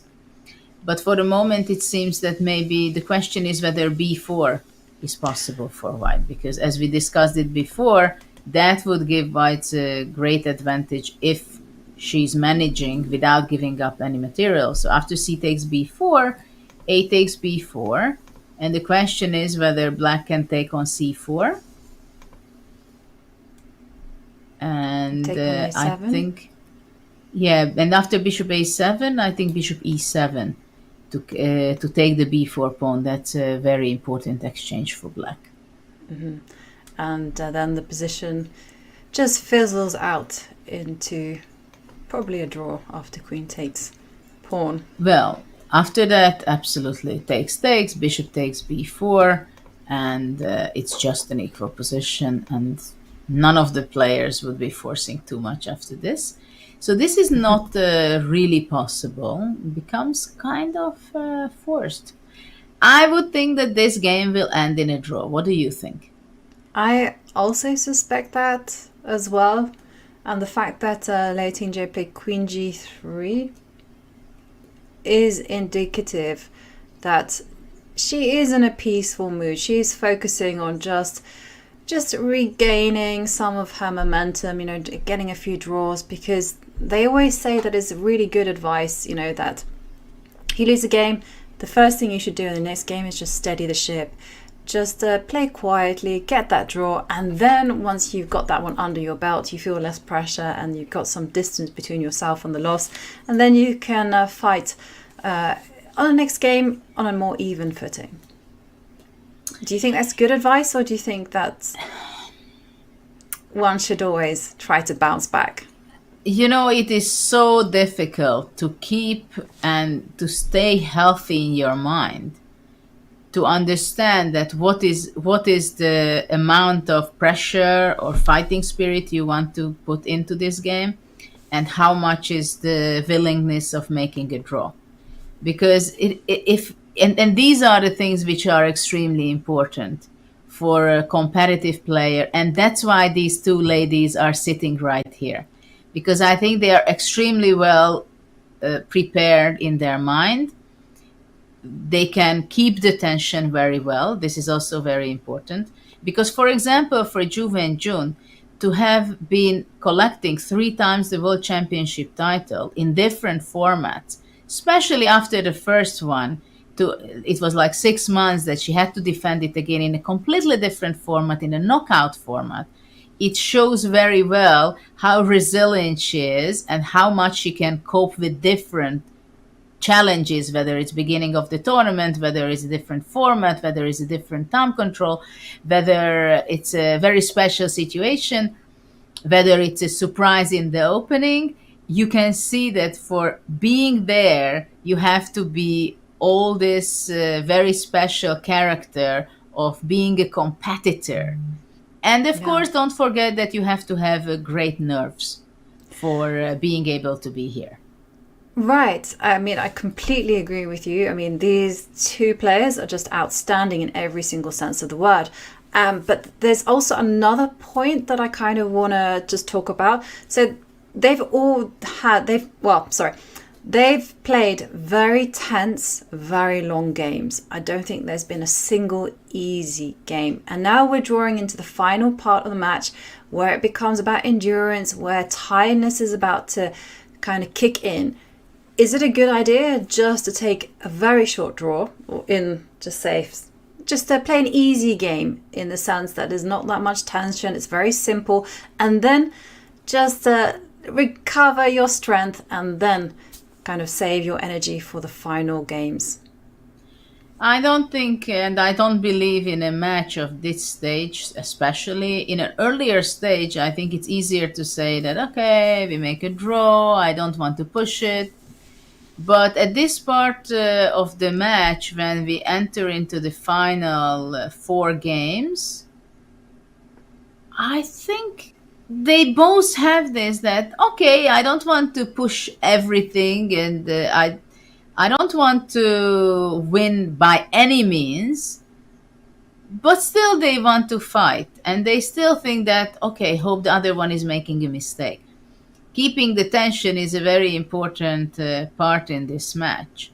And like before the game, I'm not sure any of them would be happy with the draw. Well, probably Ju Wenjun, yes, because she's playing with the black color, and of course to play with white, it gives you a little advantage if you're well prepared. But to play for a draw, for example, it's always very, very dangerous. It's very dangerous. It only works if your opponent would also play for a draw. Then it will be a draw. But I remember quite a few games when I thought, well, not so many because I learned it very fast. If you want a draw, you play a normal game. If you play for a draw, there will be many occasions when you see that you're going to get in trouble, then you get a surprise, you panic, and you lose the game. So it's not so easy just to play for a draw. And if you play for a draw, you decide that I want to make a draw, then don't play that, okay, I make a move, I want a draw, but okay, let's try this or that. No, if you decide that you want to draw, then go and show it that you want to draw, exchange, simplify. It looks very bad. It has a very bad looking game after that.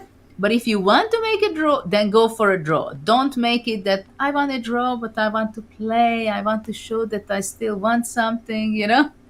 No, Yeah. you have to be very clear in your mind what you want. You can't have both. To play extremely safe and have the draw in your pocket during the whole game, but also I'm playing for a win. No, you have to be very straightforward.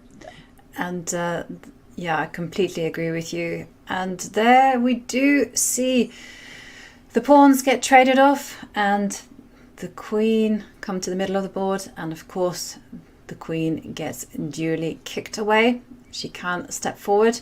And we are anticipating that she goes to the d6 square to attack d7. And there you go, on the board.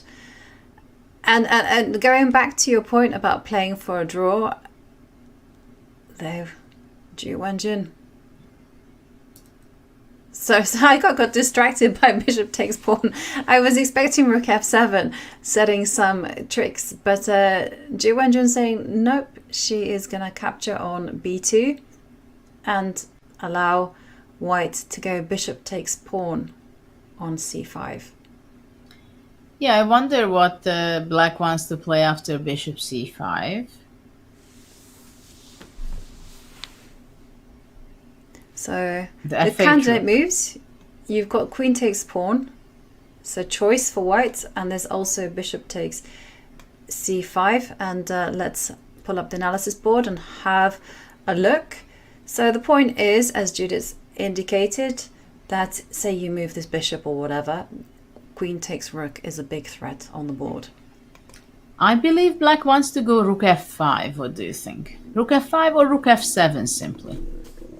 Yeah, so rook f5 attacking the bishop, and I'm sure it's not going to come as a big surprise what move I'm going to suggest. Bishop takes a7.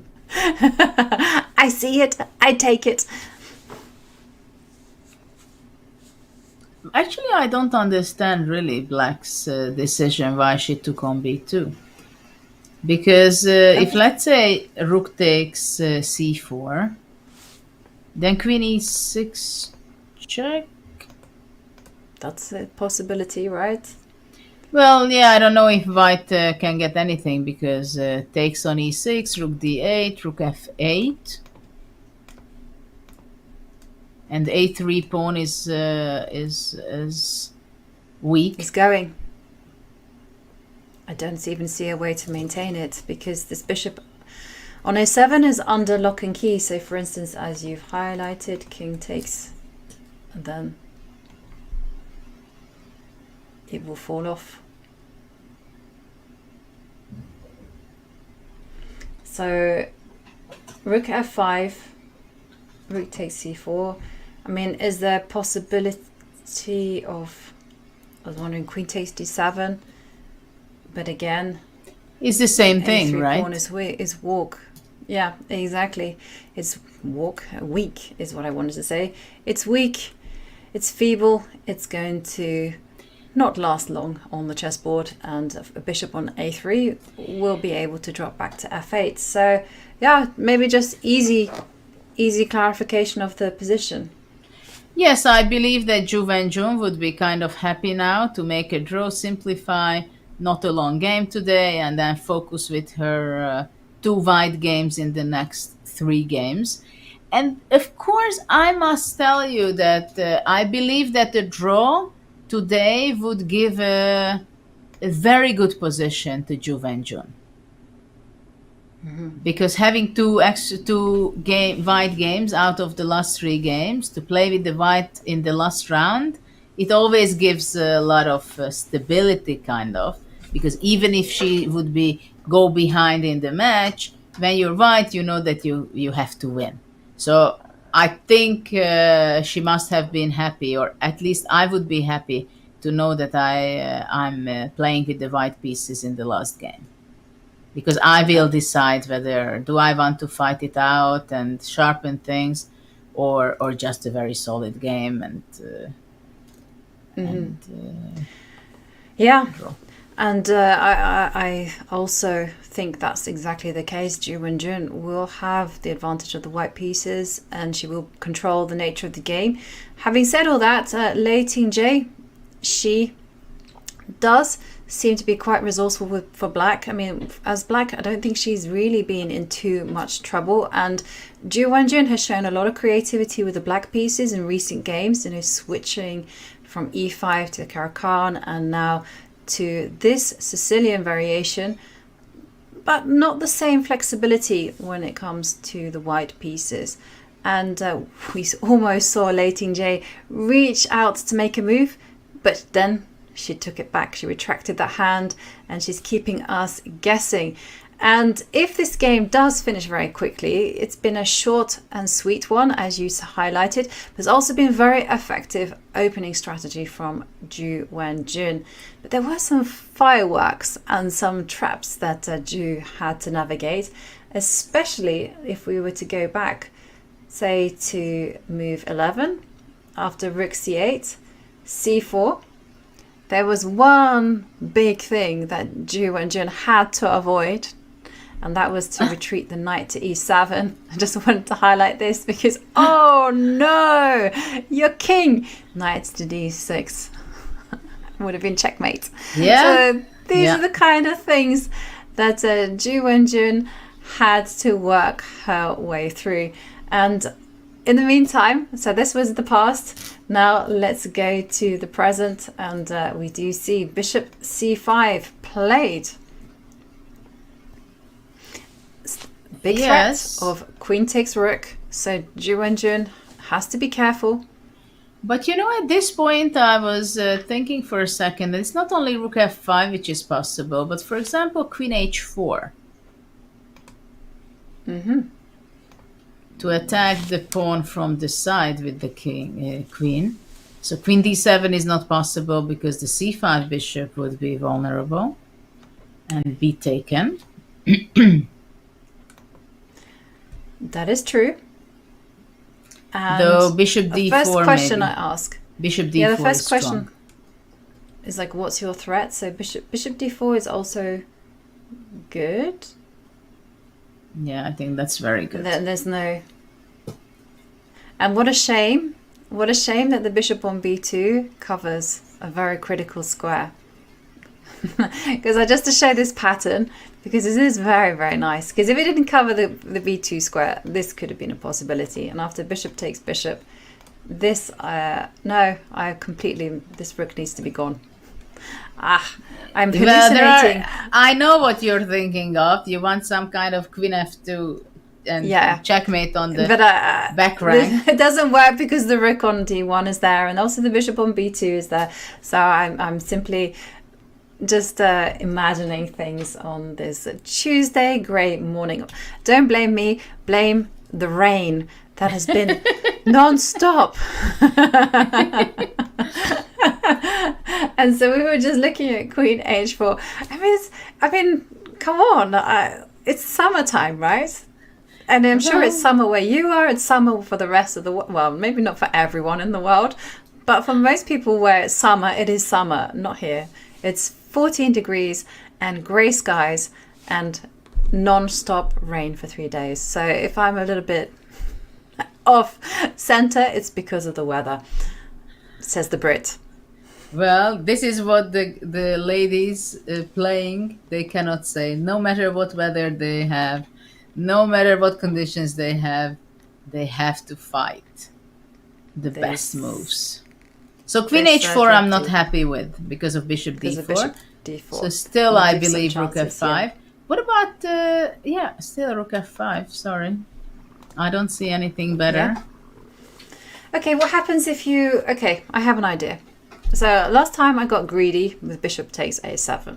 And you successfully shown to me that sometimes greed isn't necessarily the best course of action. So this time I just move my bishop out of the way. I'm thinking... The thing is though, after bishop b4, you're certainly going to kick me away with a5, right?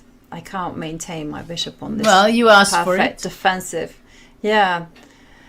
Because you really do want the bishop on b4 just so it keeps an eye on the a3 square. But if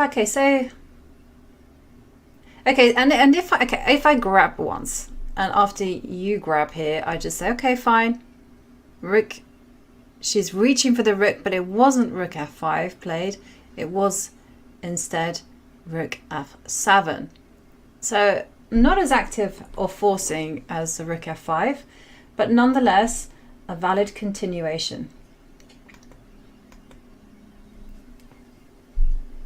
So yes, it has also a lot of sense. It's just defending the pawn on d7 and still keep it. The c8 rook is very well placed. This we were talking already. And now if bishop a7, black takes on c4, the a3 pawn is a passed pawn but a weak one. So there is a very good chance that it can fall off at any moment. So black has a completely good position. Even I can say that it's at least as dangerous for white to play on. It's not a position where you say that I'm better with white, it's only me who can play for a win. No, if you put pressing it too hard, you can get in trouble also. And so can I just put you under the spotlight and ask, okay, what happens after queen takes pawn? So well, I think we transpose. We still go. We transpose to the endgame. Yes. Pawn takes rook f8. And if this happens, I think rook a8.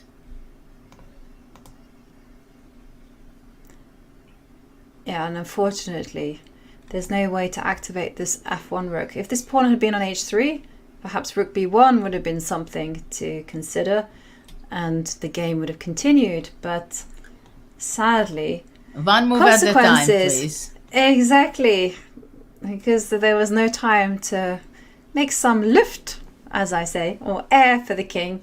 Then this rook on f1 cannot mobilize. Okay. So is there another option for kind of keeping this bind?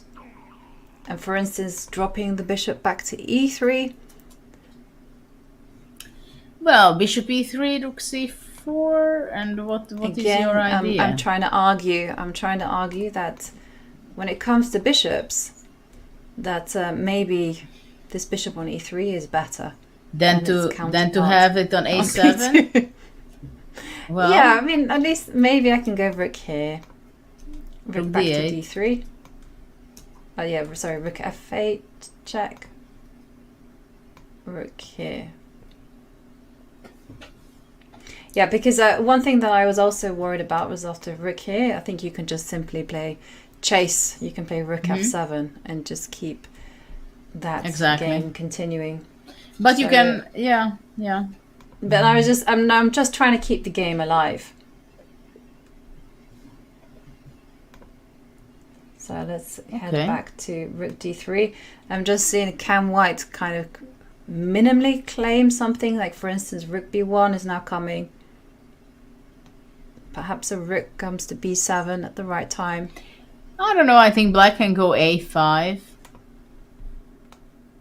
And then I come here and say, this is a nibble. Very small nibble. Rook c2 or... And no nibble. Yeah.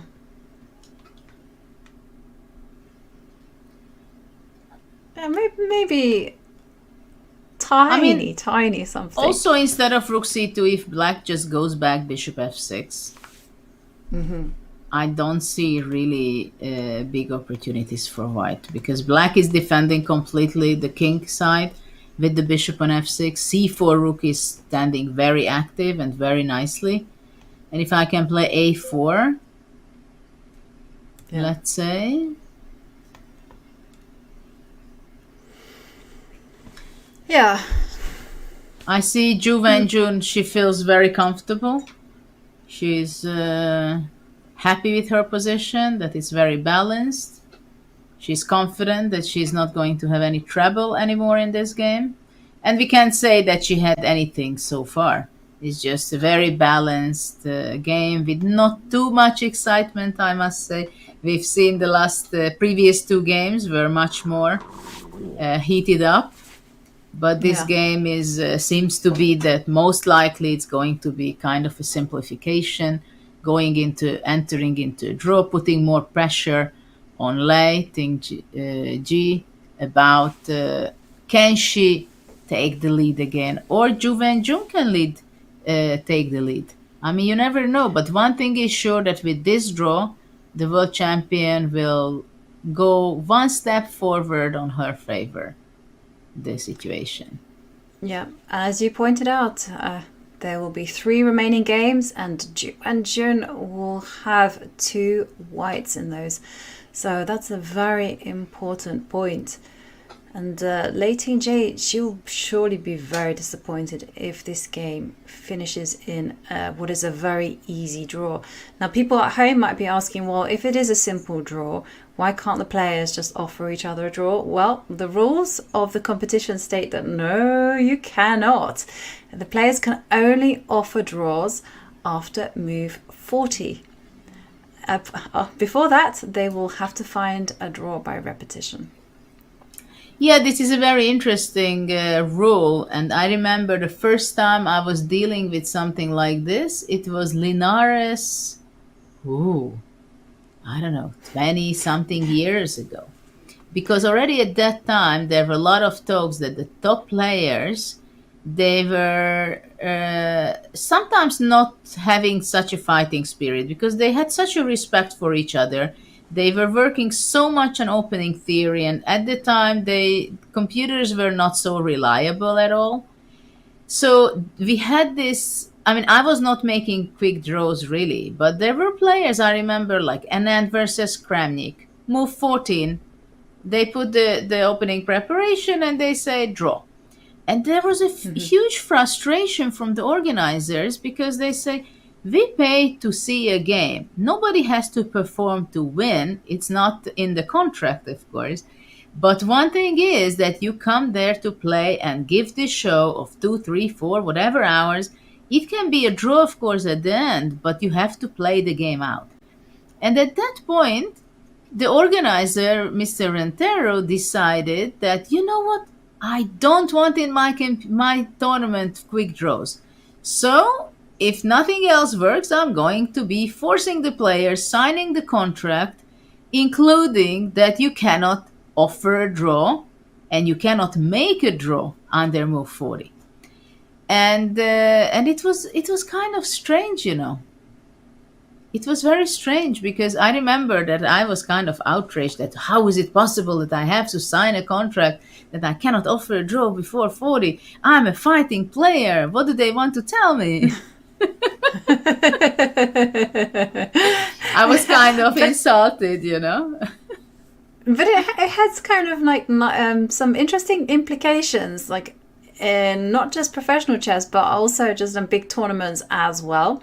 Because before, you know, you used to be able just to agree a quick draw whenever you wanted to. And now it's not so possible because there's no draws allowed before move 30 or now move 40 is quite a common thing. And we see Lei Tingjie, she's not satisfied with the lines after bishop takes pawn. So that is why, again, she maintains the tension and she now moves the rook to attack the bishop. But you know, there is a reason, because if we can go back just a moment, because instead of rook b1, the move bishop a7 we were watching, rook c4 was not the best move, I believe. So after rook f7, rook f7, bishop a7, queen c7 was the best move, I believe. And then maybe black is taking over because black is forcing to exchange the queens, not losing the d7 pawn.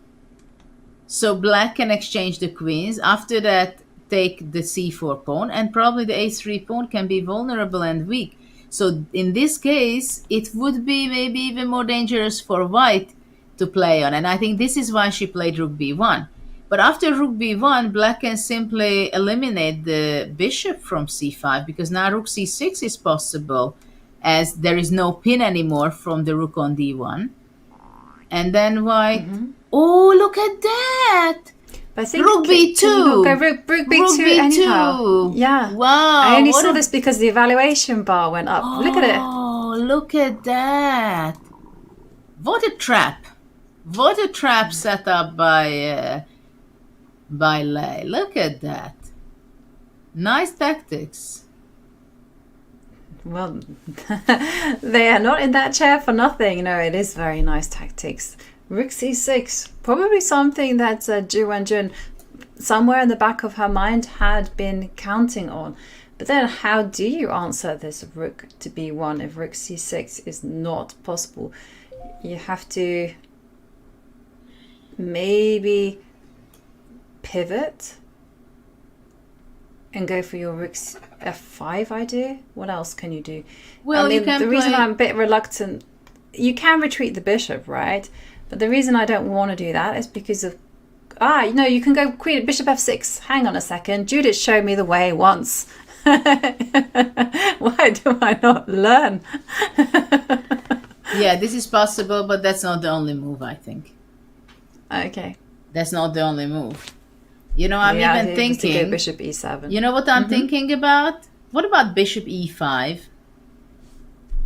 Bishop e5? Yes. Oh, that's nice. So the idea of after queen takes bishop is forced. Rook f5. Rook f5. And yeah. No way back from that one. I guess you have to go... I guess queen d6. Yes, but then rook takes f to c5, and it's not black who will fight for a draw. Well, it's not white either. But okay, rook b7, rook c7, so it starts to become very drawish. Yeah, but there's still some fear for white, right? Because on account of this pawn on c4, which is just completely weak. Because you were looking at rook and then rook c7. I don't know which rook. Probably this. Yeah, why not? Or Maybe I'll curl up into a ball. yeah, and do it this yeah, way. yeah. I agree with that. Yeah, I was worried about rook fb1 and but you can worry Yeah. even now. Now even rook fb1 will be played anyway. right, but then you do have moves like Rook c4, rook c4 now. and then The go idea of back. going rook c1. Yeah, yeah. But I guess even then, you could be super calm about it and go h3. Yeah, but you go back, rook 4 to c7. Ah, yes, you do. Bishop Yes. e5 is a tricky move. No, bishop e5, very tricky. Tricky idea. Okay, so let's go back. So this was Judith's suggestion. Bishop e... Whoops, not that one, rook b1. I'm just... Bishop e5, tricky. You have to take.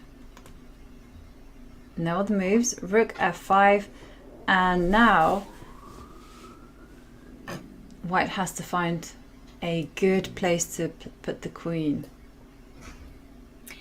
Yeah, because I was wondering if it's possible to sacrifice the queen, but I think that's not enough for white. To go bishop d4 or something. I mean, there are a lot of squares, but I think if, let's say, white would be able to play, I don't know, queen f5, ef5, bishop d6, and c5, that would be another story. But after bishop d6, rook c4. Yeah. But if white would have time for c5, then I would go for the queen sacrifice, maybe.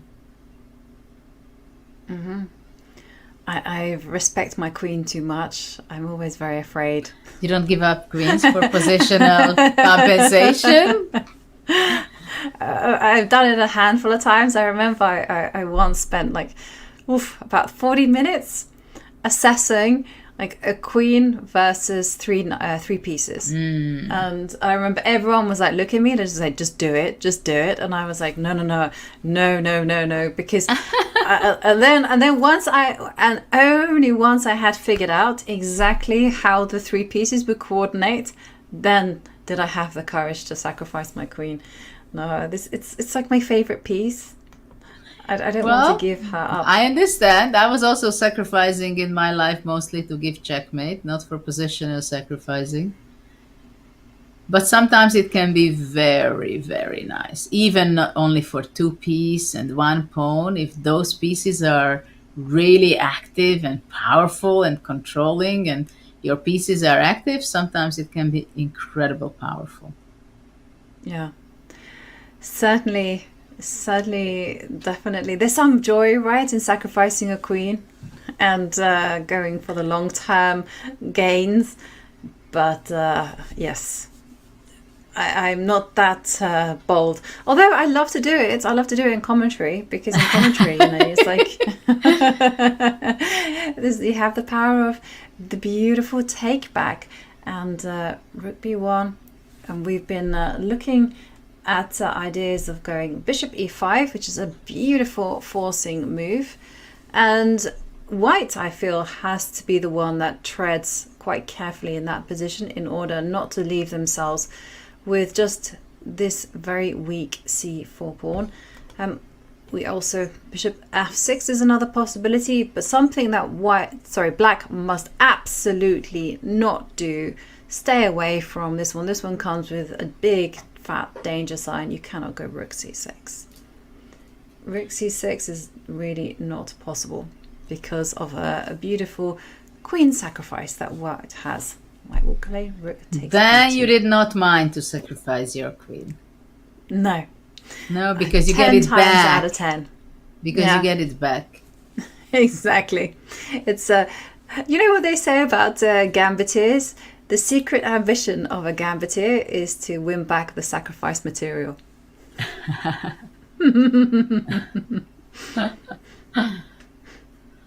Yeah. Yeah, I never minded to sacrifice, to give up material for my tactical ideas. But was that because you studied a lot of tactics right when you were a child? I think so. Right from the beginning? Well, I Yeah. think because I studied a lot of tactics, a lot of puzzles, a lot of solving, and also because I was successful with it. And of course, if you're successful with the way you play, then you stick to that. Yeah. It's simple as that, I believe. And how did you manage to kind of, because obviously you were talking about how you were a tactical player, how you weren't very careful with your squares, but you know, how you obviously, to be the best, you actually have to have a very universal style. You have to be capable of playing well at any type of position. So how do you round off your style?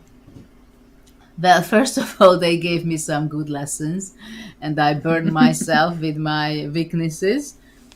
And you know, you learn sometimes slowly, but sometimes some examples are enough, and you realize that it's worth looking after the weak squares, or not to give them to your opponent, because if you play against a strong one, then you make a mistake, a weakness, and then it's there for the rest of the game, and they punish you. So I think basically this was the biggest lesson I've learned, and that's only after that I started to look after the positional element of chess as well.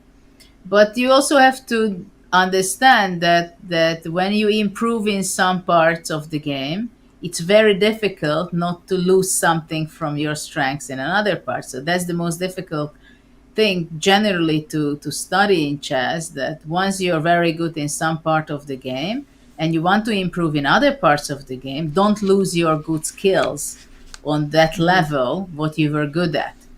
And it's the same goes for example, openings. You play one opening, you're an expert, you start to look something else, and then you're neglecting your other opening, which you were so good at. So no, it's not that you're exchanging your knowledge from this one to that. It's how to make it building and adding some extra knowledge into your existing one. So this is a very interesting and very difficult. Because once you feel comfortable in positional game also, then maybe next time you don't go for the tactical always, because you feel already good also in a positional game. So it can be tricky when you improve in one field, one part of chess. Yeah. For example, it's very typical when you practice endgame a lot. I've seen this with Topalov, for example, when he had a training session with Dvoretsky, who was considered the best trainer for a long time. And after that, I didn't understand at some point, how is it possible that Topalov has endgame in every game he plays? And after that, I understood, because he had a training session for 2 or 3 weeks. And you know, when you get into something, you understand more, and you understand that you understand it, then somehow you tend to go in that direction. So suddenly I realized that the guy is just simply having endgame, one after another. So this is what it goes. When you go in some direction, you tend to go deep, and you may forget about some other parts which you enjoyed, or you knew very well, or you were good at. So it's different to pull yourself back and not replacing knowledge, but adding knowledge to your existing. So what you're saying is you must still train on your strengths. And Bishop E5, Judith, you called it, and it's on the board. The most forcing move, Lei Tingjie. She's very happy. Always with this been present. Yeah. Is that your reading of her? And you can see, wow. Yeah. Bishop E5 awarded a brilliance mark there. You can see 2 exclamation marks. So that was a great move. It's a fantastic idea. I think Lei simply blundered this. Mm-hmm. She's in a shock. Yeah, it is a move. She, who is tactical, who is so good, how could she blunder that? Because, of course, there is no other move than capture it. It's very forcing, right? So this is we why... ran for the rise, yeah. This is why she's in a shock. Because if you're expecting this move, then you're just simply taking it and continue the game. So now she's giving away her weakness or the real situation that she blundered. And now she is under a shock. Yes, well, You see? it's she has blundered, but she hasn't blundered away anything. It's just a brilliant move. And that easily neutralizes the position. And in fact, if anyone is slightly better, it will be Ju Wenjun here, on account of this weak c4 pawn. But she just has to hold her nerve. 21 moves in. She just has to accept the position that's in front of her. She can't impose her will. She can't make it sharp. And to Lei Tingjie's credit, she's been doing that. She's not one of these people who, because she has an aggressive style, she tries to play aggressively all the time. And we are seeing queen takes bishop. The rook came to f5, attacking the queen. And now the big question is, where is the best home for this queen? Is it on d6? That's very tempting. It might be that d4 is the best. I would go, I think, to d6, and after rook c5 to go rook d1. And I would understand that, okay, this game I don't want much anymore. I want to simplify, shake hands, and rest. And focus for the next game. There is not much white can do. I think you have to understand. And sometimes it was, for example, not easy to, let's say I wanted to play the game, and then there is a point where you can fight, you can play, you can do whatever you want, but the best thing and the most professional thing to admit that this is what I got from today.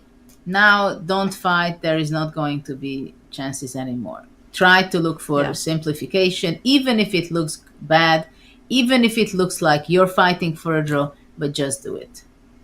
Just do it. And does Lei Tingjie get any style points if she finds the flashy bishop b6? Oh. Yeah, flashy bishop b6 I like. I like it too, because at least you might make your opponent jump out of their chair as they think, but I think I did not consider that move. I think after bishop b6, probably rook e5, bishop d8, rook d8, and in the next move, rook a5 is strong. Yeah. I didn't say it was good. You said it's flashy. Style points. Yeah. And flashy is neither good nor bad, just quite showy. Okay, rook f5. But I think there are endless opportunities for both colors. I mean, basically, it's even with black. I mean, white can't go wrong so much because of the weakness of the d7. There is always going to be a balance of c4 weakness, d7 weakness. So the most realistic outcome of this game is that in the next 8 to 10 moves, everything is going to be simplified. Rooks, pawns, and draw. Yeah. But maybe I'm going to be wrong. No, I don't think you're wrong. And that is the answer to Kopa Sadik's 11th question. And how is it a brilliant move? I'm new. Now, copacetic is a word that Danya Naroditsky used. I've never heard of it in my life, but it just means that it's a good move. And anyhow, so bishop e5, and so okay, I actually have a definition on this double exclamation mark. A brilliancy at Chess.com is calculated when a piece is sacrificed and the position stays the same or for white or gets better. So this is the point. It's a sacrifice. It's a short-term sacrifice for black, but the position stays the same for white or black or gets better. So here in this case, the sacrifice really just improves black's position, because after queen takes bishop, rook comes to f5, the bishop will be regained, there will be harmony in black's pieces, and it was a great positional evaluation. Well, it's always nice to see if we have new audience. But I would also add that the amazing and brilliancy move is about unexpectedness also. That it's not natural. It's just comes out of the blue, right? From nowhere. It's just, wow. It gives you this impression after bishop e5. And these are the moves I liked very much always in my career. Whether it was good or bad, so at some point I didn't care. I was just so tempted to play it. But of course, with time, I was more trying to go on the brilliancy, on the positive side of the amazing unexpected move than just an unexpected great idea and showing my creativity. Yeah. And talking about brilliant, unexpected, surprise, I think it's the perfect time for us to take a break whilst we leave Lei Tingjie with the white pieces, pondering how she is going to be dealing with this surprising resource that Ju Wenjun has just found. She has 34 minutes to think, and I'm sure she'll take her time while she considers where she's going to put the queen.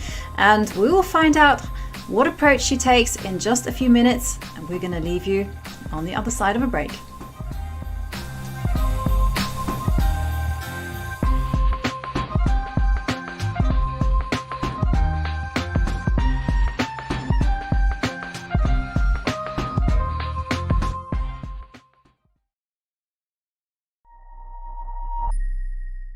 International Master Danny Wrench, Chief Chess Officer, back again with more chess terms here for you today.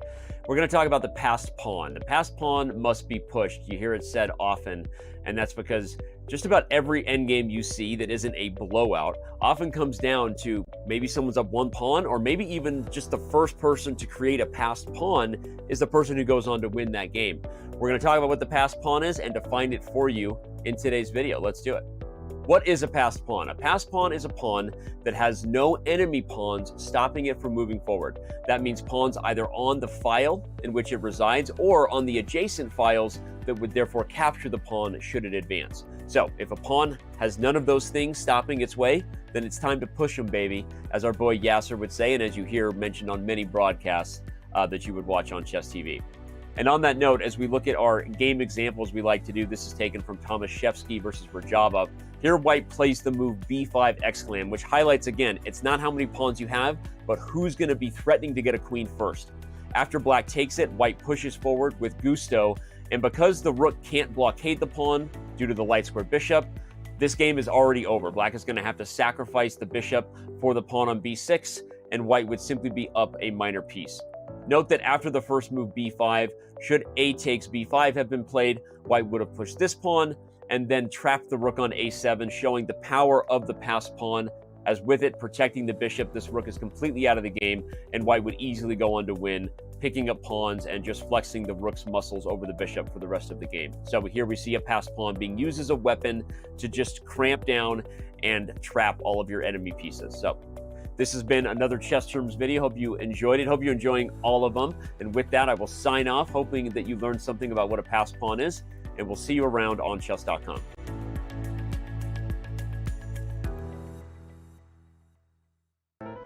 Okay, if I lose a game before I go to sleep, I have to play until I win. And once I win a game, then I will play another. Why isn't my chess rating going up?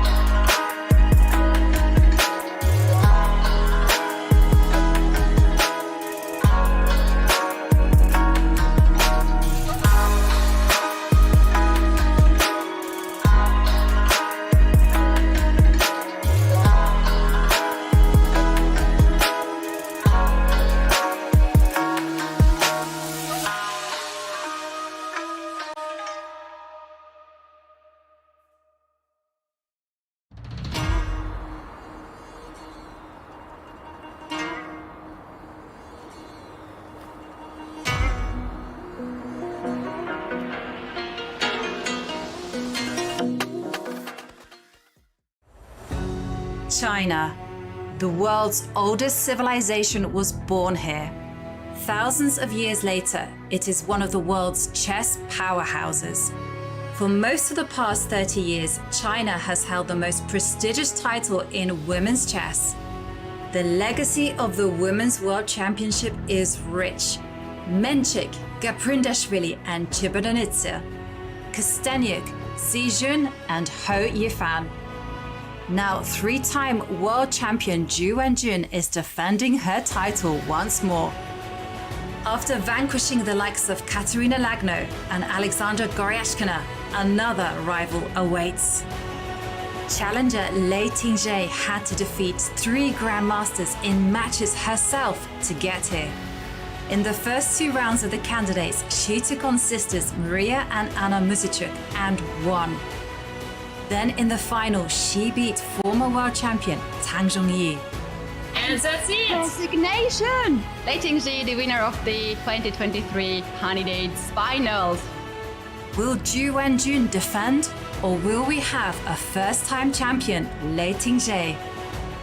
Half the match is in Ju's hometown of Shanghai, half the match in Chongqing, where Lei hails from. Who will win and claim their share of the €500,000 prize fund? Welcome to the official broadcast of the 2023 FIDE Women's Chess Championship.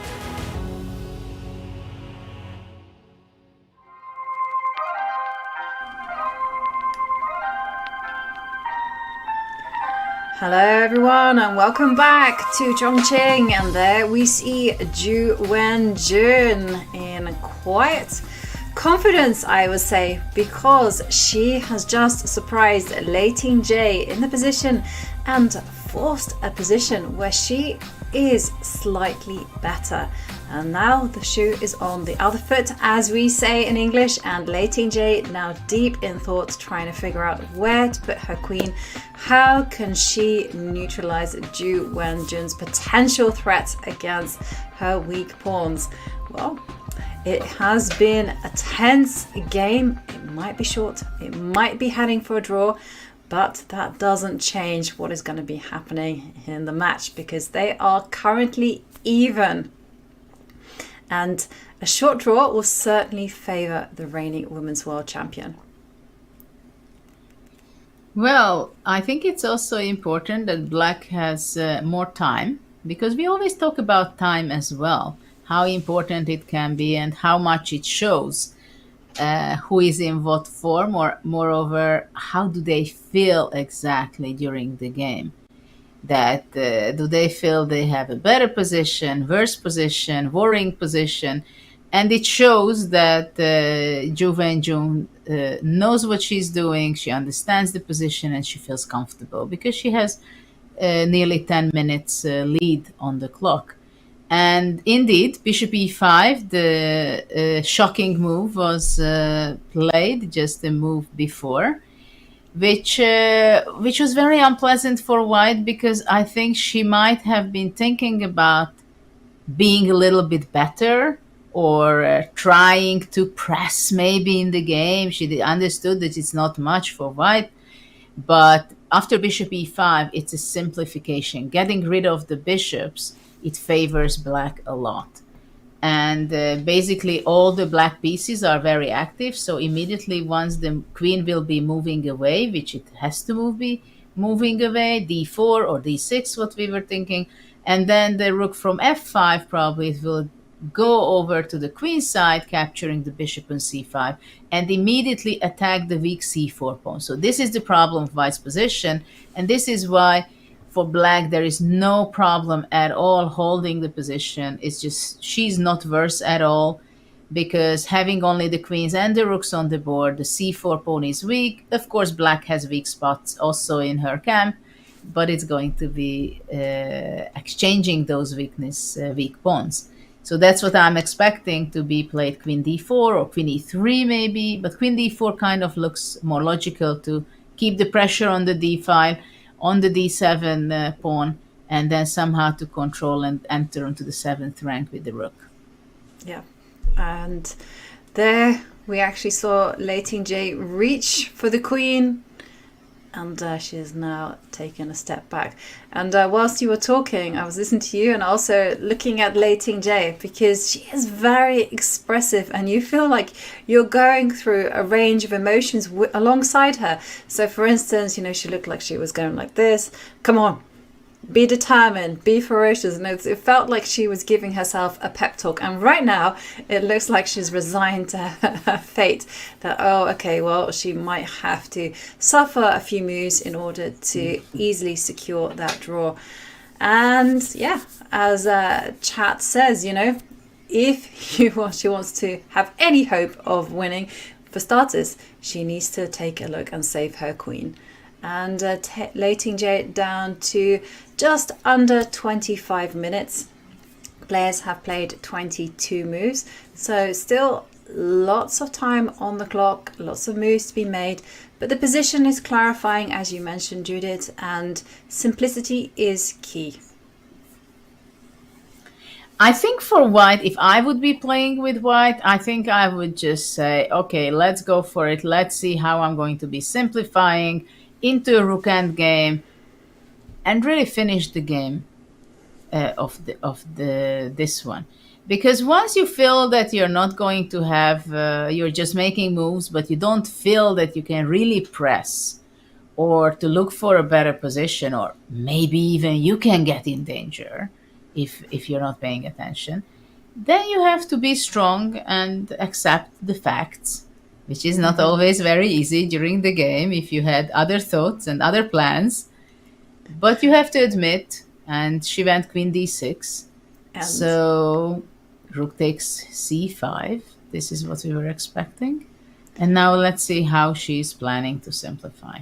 Rook b7. Interesting that but she didn't put it in the center of the square. Look at how ugly that rook looks on the board. But I think that's just not carelessness, but when you've kind of come to terms with the result, and it's not a result that you particularly want, so you just can't be bothered to kind of make those moves in an accurate way. You just kind of like, oh. But then again, I do this all the time. I'm not very careful with how I position the pieces.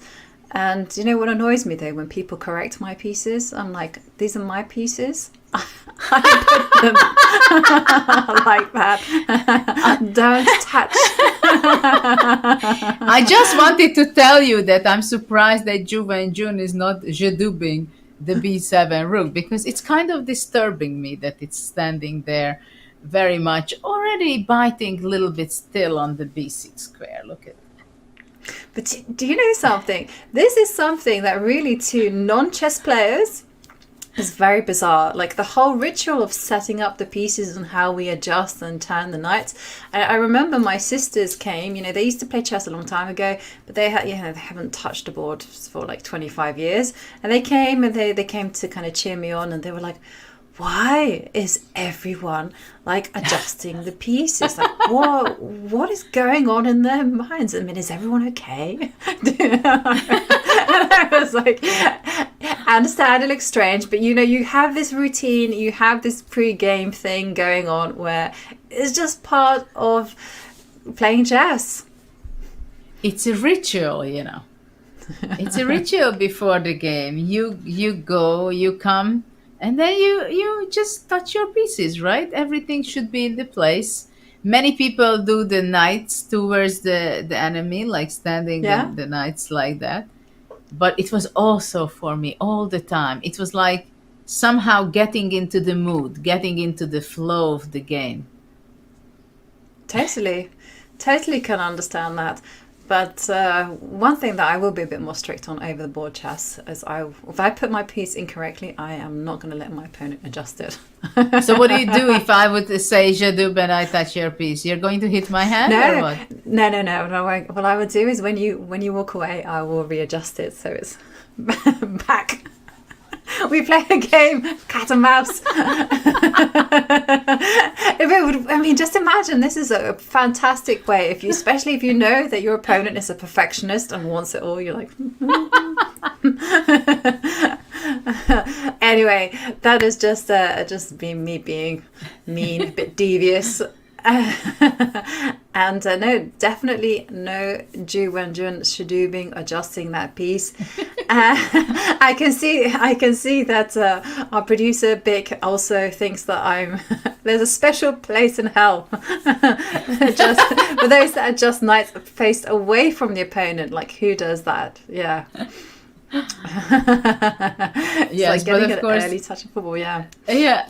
Well, the players, of course, they are busy with other things. You can see, but most of if you look at the pieces, all of the pieces are in more or less in the center of a square.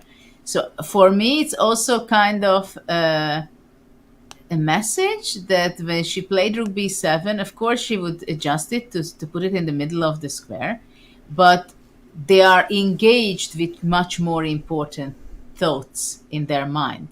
So you can see that it's a lot of things going on. Right. And a lot of tension going on. That's why they are not realizing it, because they're so busy with calculating the lines.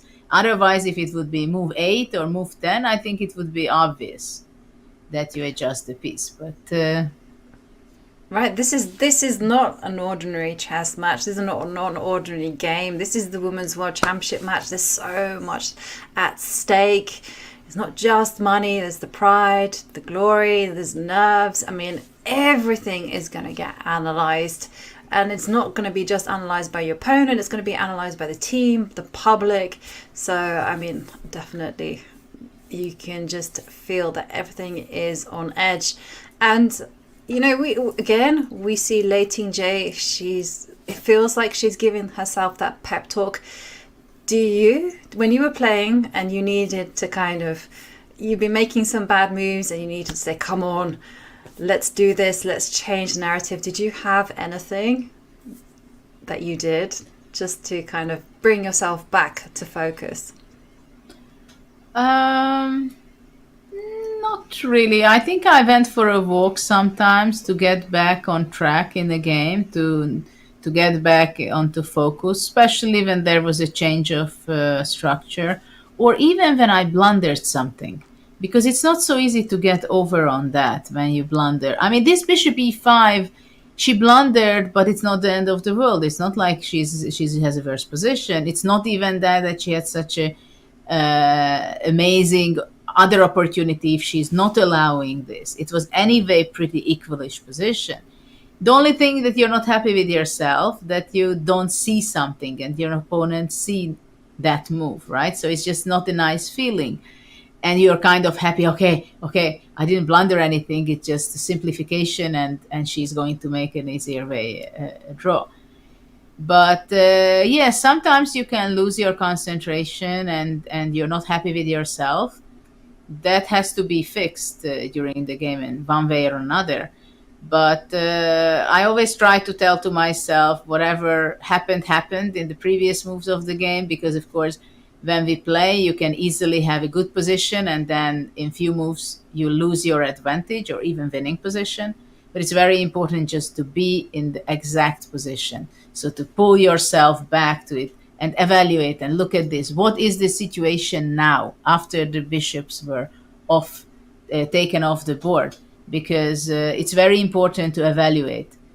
Mm-hmm. So would you be playing on and play for a win with white, or would you be playing for a draw here? No, I would be backpedaling as furiously as I could, because, I mean, just looking at the pawn structure, you know, I've said this before, I'll say it again. I don't know why I tell everyone my flaws and my weaknesses in my game, but you know, I do. I still am a chess player, so you can use this knowledge against me. But I would be terrified about bad things happening to the c4 pawn, and if this pawn falls, and if by some, you know, miracle this d7 pawn doesn't fall off the board, you can easily see an endgame where black is just much better. So that's why I would be trying to look at kind of simplifications, try to get a clear-cut way. And we see Ju Wenjun, after that pause, just retreat her rook from the 5th row, move it down to c7, challenging its counterpart. And this is where I feel like Lei Tingjie has to be accurate. She has to find a good solution here. And like, for instance, you can easily go wrong by trading too many pieces. So say, for instance, a rook ending, I feel that that's going to be much better for black. If Well, the you queen mean- and rook lift. Yeah, so for instance, say if you just simply, without thinking, let's pull up the analysis board just to show this very quick line. Rook takes rook after queen takes. If you just did this, this is going to be one-way traffic. It's only going to be black that's pressing because the black king just comes in and you can apply pressure on the c4 pawn. Whether this is objectively a draw, I couldn't even tell you. I don't know.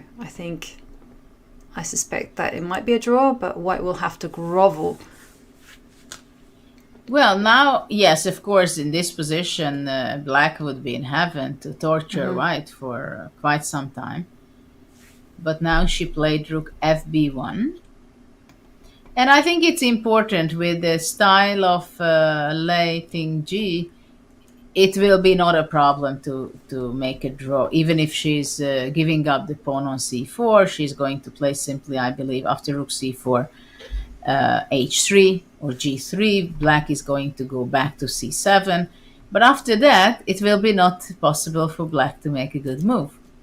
So I think that's what's going to be. Rook c4, g3, rook back to c7, and maybe after that she just plays h4. And she has such a stable fortress, having the queen on d6, rook on the 7s, that white has full compensation. Yes, so let's just pull up that idea on the board because it is very calm and I do like it. So the idea is just after rook takes pawn, g3, just to keep the pawn structure stable, and then one rook will have to, well, this rook will have to dive back down just to defend the a7 pawn and the d7 pawn. And Judith is just saying white can even go h4 and ask black what move are they going to make. Yes, so maybe for this reason black is not even going to go back to c7 with the rook, but maybe it's better for her to force and play rook c6 from c4, forcing white to capture on d7, takes to go rook c7. Which rook? Well, I the think 6th. probably the 6th rook. Okay. Yeah, because after the other one, then rook b8 would be unpleasant. Yeah. So, I mean, we can say that white has a more pleasant situation, but not in reality. Or black could just simply play rook c1, exchanging one pair of rooks, and play a5. That's the simplest. Yeah. That's even better. So, jack. Yeah, takes, and a5.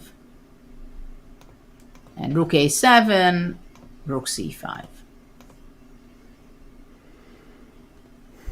But it's also possible if we go back to the game position and after rook c4, white is going to play g3 and black goes back rook 4 to c7, white goes, let's say, h4, and then black can go first a5. Oh, a5. Okay, so a5. So, and if black would be on move, let's say white plays a4 or king g2 or something, then black goes rook c6. So the black pawn is already standing on a5. But that is also going to be a draw most likely. Right. I mean, could we see a situation though? Like, for instance, if you don't touch any... Yeah, okay, so a4, a5, and then, for instance, black goes h6 and goes king h7, king g8. And we see some... Because it feels like everyone is standing in their optimal either aggressive squares or defensive squares. And well, it's also possible, yes. Okay, so we are seeing rook takes pawn on the board, and we are expecting a move like g3 to be played. And g3 is needed because if white gets greedy, and I should show these type of ideas, that would be a big mistake on so many levels, because remember this mating pattern, when the pawns stand in front of the king has no way out other than f1 on h1, and this means that a back rank will be possible. And then you can go here, and the king just cannot run from this check, and you'll have to intercept with the queen, but that would only prolong the game for one more move. So very, very important to recognize that in this position, this pawn structure allows something called the back rank mate, and you gotta make some space for the king just to dodge that check. But you know what, g3 maybe would be not the best move. Because after g3, I could go rook c1 check, and if you take king g2, queen a8. Yeah, oops, king g2. Queen a8. 8. Well, you do have... I mean, it's still most... Why queen what takes did I pawn. blunder? I wanted to go rook b1. Yeah, but the checkmate ends the game. Oh my god. Oh my it's god. Tuesday morning. There's something in the air. That was nasty. This is not me. Sorry, it's someone else. I tell you, it's the moon. I have to call Mercury in rising Judith to come back. the Mercury's in retrograde. That's what they say, Judith. Oh. Okay, so rook takes c4. g3 is possible, just because of this idea of queen d7. Blame the rain. Oops. And no, hang on a second. That was me trying to hit the refresh button and not getting there. We are having things on the board, what we were discussing. Yeah, we predicted it. g3, rook 4, c7.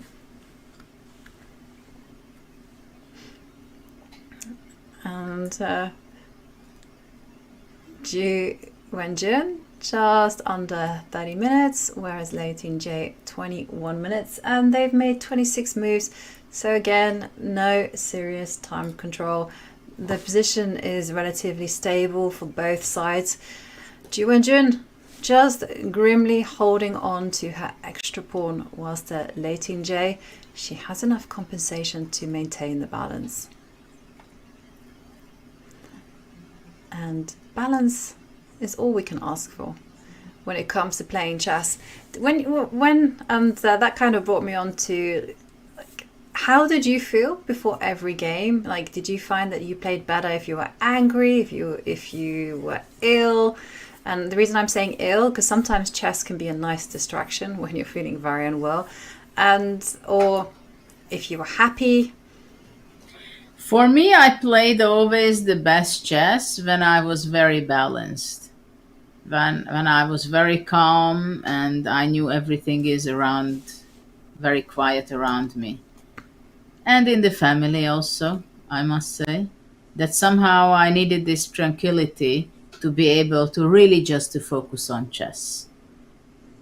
Mm-hmm. And that is what I was looking for all the time when I was going to a tournament. And also this, of course, this was the case when I was traveling with my parents when I was little and my sisters. Then only with my mom I was traveling a lot. And later on, my husband took over this role because he was joining me to tournaments, and he understood very fast that before the game he can't really disturb me because I'm preparing. We had breakfast or lunch, only either lunch or breakfast. So I was in the mood of being in this situation that I'm focused and I'm busy with the game and the lines and the preparation. And after the game, it was also that usually he was not telling about crazy things to me or problems or whatever, but more of, having the typical sport of walking and just chatting and relaxing. So those were the best routines which I was using to play the best. So just walking and just being in a good frame of mind. And did you do anything like meditation? Like I know some of the young Indian teenagers, like Gukash, he's a big fan of meditation and yoga. Actually, I love to hear that he is meditating and yoga, and I think it's great. I think it's fantastic for chess players I would definitely just advise to players to use this not help, but this kind of preparation. I was not doing neither yoga nor meditation. I was doing some gymnastics in my room when I was competing. At home, I was going to play whatever. In different periods of my life, I was doing different sports: tennis, table tennis, kickboxing, swimming, aerobics, skiing. I mean, I did quite a few sports.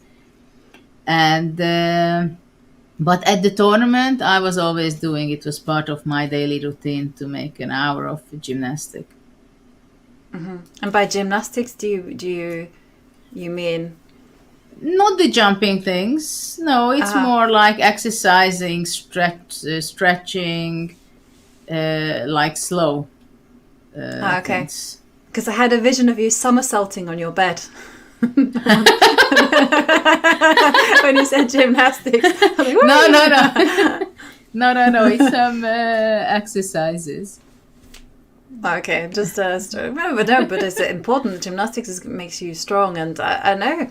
I think Bibi Sara Asaobeeva, she's been a women's bliss world champion for the last 2 years, but she's also a serious gymnastic, and she uses that as well. Yeah, she uses that as well as to kind of get into shape, but also a way for her to relax. And definitely fitness is such a big thing in mainstream sports. Yeah, definitely. So it was very important for me also to do some exercises before the game, and usually it was an hour. Like when I was home, maybe I was lazy for it, but somehow when in the tournament before the game, I knew that I have this 1 hour before I start,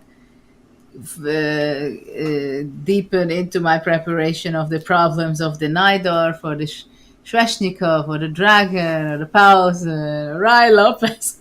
So I was taking my time. And it's important to get into the right mood before dabbling into those openings. And we do see a5 on the board. If we see the move a4, we would have predicted almost everything. I think we didn't think about king g2, but we did mention it. And I do see Ju Wenjun leave the venue and perhaps go to her resting area. Do remember that the players do have an area where they can just pace, they can relax, they've got refreshments there, they can simply walk off the nervous tension. It's a very important room to have. And I also wanted to kind of ask, because I was inspired by one of the comments there on chat that came from Grandpa Simpson, saying that they played the best chess after eating a clubhouse sandwich. And the reason I want to ask you this is because there was a big debate when I was playing in my German team as to whether one should have carbohydrates or whether one should just stock up on protein. And some people would say, no, you got to have a steak. Now I'm vegetarian, so I don't touch a steak. And then other one will say, no, you got to have a bowl of pasta. Did you ever consult the experts, or what is your opinion on this controversial topic? Well, to tell you the truth, I did not really care that much, and I was not paying attention any specific diet or whatever. I experienced it for myself, how it's best for me. So this is why for tournaments, I had the routine of having 2 meals a day. During the games, I was not eating at all. I was always drinking, but not eating nothing, even if it was like a 6-hour game. But now maybe if I would be competing, I would take care more about my eating habits or having more understanding on that. But I know that for every player it's different. I remember when I was a teenager and I was eating light salads, and I like fish very much. Now I'm vegan, but I changed my habits in different times. But I remember when Karpov, for example, he had breakfast, and then in Spain they started the games pretty late, like 4 o'clock or so, and he just went to eat his lunch, and from the restaurant he went straight to the playing hall. which was very strange for me. For me, it was not working. I had to have my meal like, I don't know, an hour or 2 hours before the start of the game because I didn't want it later. So everybody has their different times. I remember Kasparov was having his steak all the time before the game because he wanted blood. Yeah, he wanted his fighting spirit over the board. But yeah, these can be important things. But I was at the time I was not paying too much attention to that. Yeah, it's interesting. I did not know that anecdote about Kasparov. I mean, I would certainly say, like, for instance, if you're visiting a place and you're unused to the food, then you should be careful. So, for instance, Chongqing, they have this, obviously it's amazing cuisine, but they're very well known to have a very fiery cuisine. So if you're not used to chilies, then you need to do something and try to adapt your palate. I tried to do this Chennai at the Olympiad because, you know, obviously it's South Indian cuisine. I was really looking forward to trying the curries, but of course, a spicy curry in India is different to what is a spicy curry in the UK, and certainly what it is in Norway. So I was training with my heat tolerance. I was improving what I thought, and I was doing okay. And there we see them. I enjoyed a lot in Chennai because I love Indian food. I like spicy, so I was in heaven there.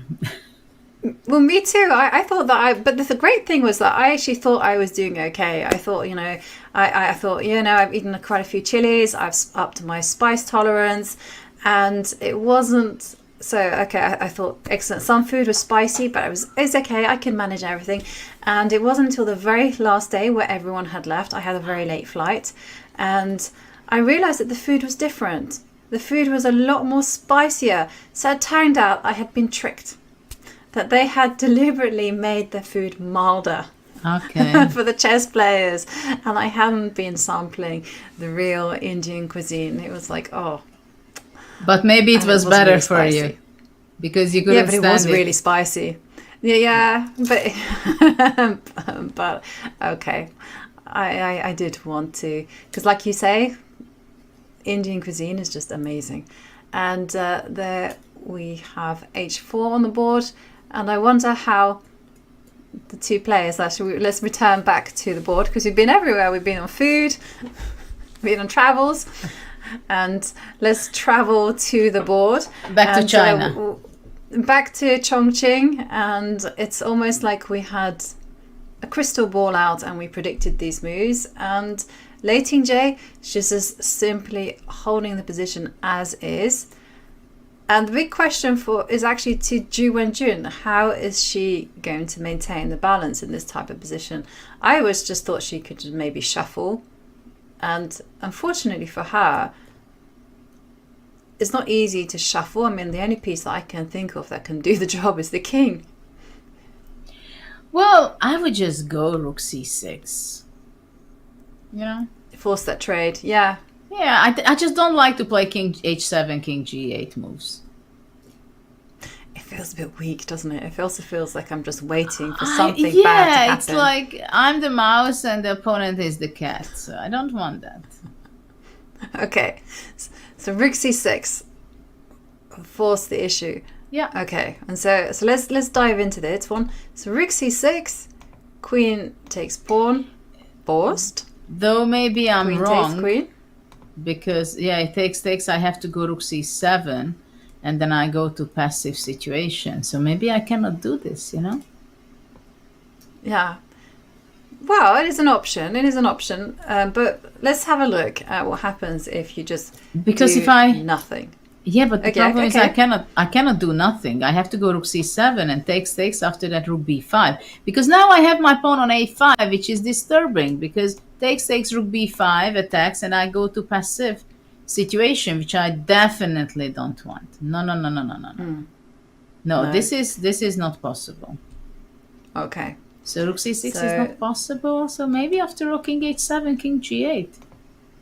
Okay, and if we wait like this, are we going to see some kind of king? I'm trying to think of what Well, King H8. King H8 played. Okay, I like that move better because then there's no checks on D3. There's no... So, and if you just wait, King H8, King G8. Is there any way for Lei Tingjie to kind of prolong the game? I completely understand actually King H8 because he didn't want to go to white square on H7, some Queen D3 check or whatever. No, I think it's simply equal. It's a stalemate situation. Nobody can do anything. If white takes on C7, then Queen C7, black is taking the advantage. If black takes on B7, Rook B7, then the D7 is falling off black.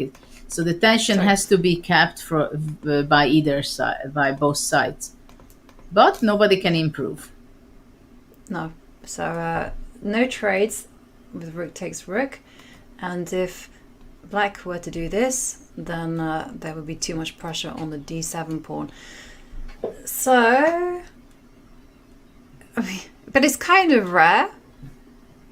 Actually, I'm going to ask you, have you ever seen a situation like the game position where white's rook and queen can't move, black's two rooks and queen can't really move, and the only piece that has some flexibility, has some freedom, is the king? But of course the king cannot do too much. In some cases I've seen situations where this stalemate thing, that everybody is worsening the position if does something, and it's only the king go back and forth. So I wouldn't be surprised if this would be the moment where they start repeating the moves King H2, King G2, and that's it. But we are at move 33, if I see it correctly, and white has 14 minutes left, and it will be difficult to come up with any idea, I believe. Really, because if white goes anywhere with her rook, the black C7 rook is going to be freeing up so it can be moving away. And, well, white has full compensation for the pawn. Rook B2. Rook B2 played. And Ju Wenjun, I wonder whether she's going to play King to G8 and say... Actually, I have one question. Why not take some B7 with white, with black, and Rook C6? Okay. Well, that would... Okay. I mean, she could do that the move earlier also. This is what I wanted. Takes, Rook C6. Takes, Rook C6. And this will force the draw because But Rook B8 doesn't mean anything, but... Well, it's not anything. You have a pawn down if you go Rook B8. So you're going to take on D7, right? Takes, Rook C4. And then I say, you can attack one pawn, but I will attack your other one. Exactly. And well, this one is a draw. Exactly. But it actually favors, ironically enough, the one with 3 pawns on the one side, because they can advance in a much more straightforward way. And there's some famous examples. I think Karpov won it with 3 pawns. It's just simply the only reason that the side with the 3 pawns are majority wins, because the side with the rogue A pawn tends to be very, very ambitious and push the pawn all the way to A2. And then they just leave themselves with a very, very weak rook. But okay, that's like a long time in the future, and both players are very skilled, and I'm sure they will recognize it. But in the meantime, there is a deadlock on the board. We see the queens and the rooks all facing off against each other, and it appears like neither side can move. We will see what's going to happen in the next few moves. Will there be a mass entangling? Will it fizzle out into draw? We will find out. But The most elite tournament in bullet chess has begun. It's the 2023 Speed Chess Championship featuring Magnus Carlsen, Hikaru Nakamura, Alireza Firouzja, and more. Can Hikaru defend his crown? How will Magnus fare in his Bullet Chess Championship debut? 16 of the greatest names in speed chess fight for their share of the $100,000 prize fund. Use !BCC in chat for all the details. And will we see a repetition or will the pieces get traded off? We'll know more about that as we get back from this break. Don't go anywhere. Today we're going to go down into the New York City subway, set up a table on the subway platform, and see if we can get some strangers waiting for their trains to play chess with us. All right, now I'm going to see if I can get anybody. Hey. I'll be White. White. Yeah, because I need all the advantage I can get. Sounds like he knows what he's doing a little bit. Don't worry, I'm not that good. Yeah? You're just out here playing chess, not that good. Got the Chess.com app. You ever play on your phone? Oh, yeah. He said he barely played. I'm a teacher. What do you teach? Chess. I'm just kidding. Self-defense. How do you stay sane? I used to do a lot of meditation, take medication. What's like lesson 101 of self-defense? Run. What are you listening to right now? Train, Sean Paul, Ed Sheeran. What is the meaning of life? It's funny because like what I'm doing I feel like doesn't align with my philosophy on what the meaning of life is, but it's like obviously spend as much time with family as possible. The best person you can be, get closer to God, not to be evil to each other. There you go.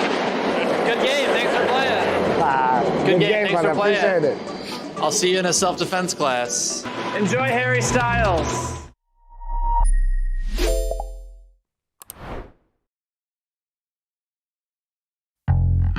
I've worked with the two players, perhaps with the best chess intuition ever, Magnus Carlsen and Vishy Anand. This course is generally about examples like this, common knowledge that's used on the highest level. Good intuition comes from knowing a lot of examples, from having seen examples, thought about them, and perhaps tried to implement the principles, but under different circumstances. Having thought about it, having tried to implement it in a way, and having debated it. So that's more or less what I try to do at this course. Basically puts the foundation for positional understanding, positional intuition you will see in many players.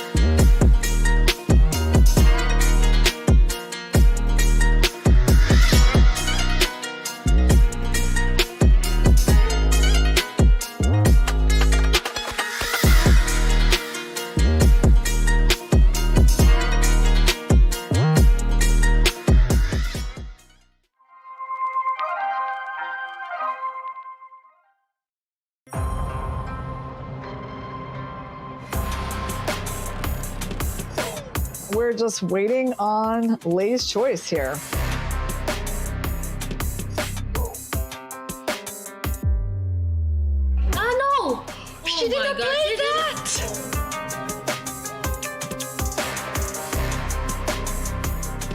kudos to Lei Tingjie for a really, really impressive performance. Lei Tingjie has won this match. Huge congratulations. What a performance. Great games. And that's it. Resignation. That's it. Lei Tingjie, the winner of the 2023 Candidates Finals. Congratulations to Lei Tingjie and her supporters.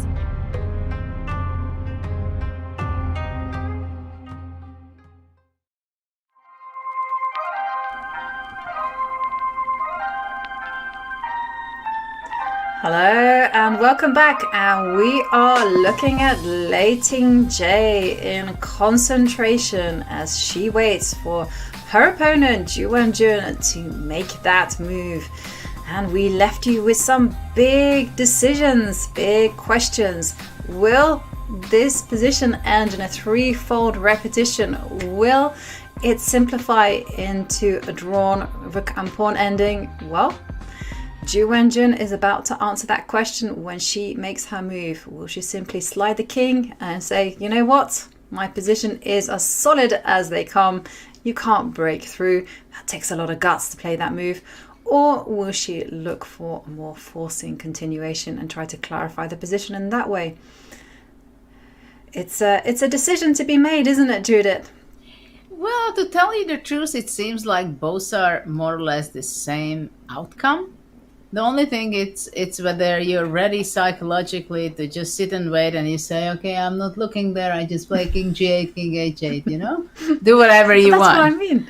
That's what I mean. And that takes guts, right? To sit there and have the confidence to do nothing. Yeah, it's also psychological whether do you have any problem with the fact that you're doing nothing and you give the opportunity for the opponent that you decide when we agree to a draw, you know? You can go king h2, you can go h5, you can go rook b3, you can go rook b5, and you try, you act like you want to do anything, or you say that, you know what, I don't want to play king g8, king h8, which was my style. I wanted to go the straightforward. I calculate rook b7, rook b7, rook c6, takes, rook c4. I grab the pawn, you grab my pawn. Easy draw, right? So why should I be sitting there and thinking with king g8, king h8? But you have to make a decision.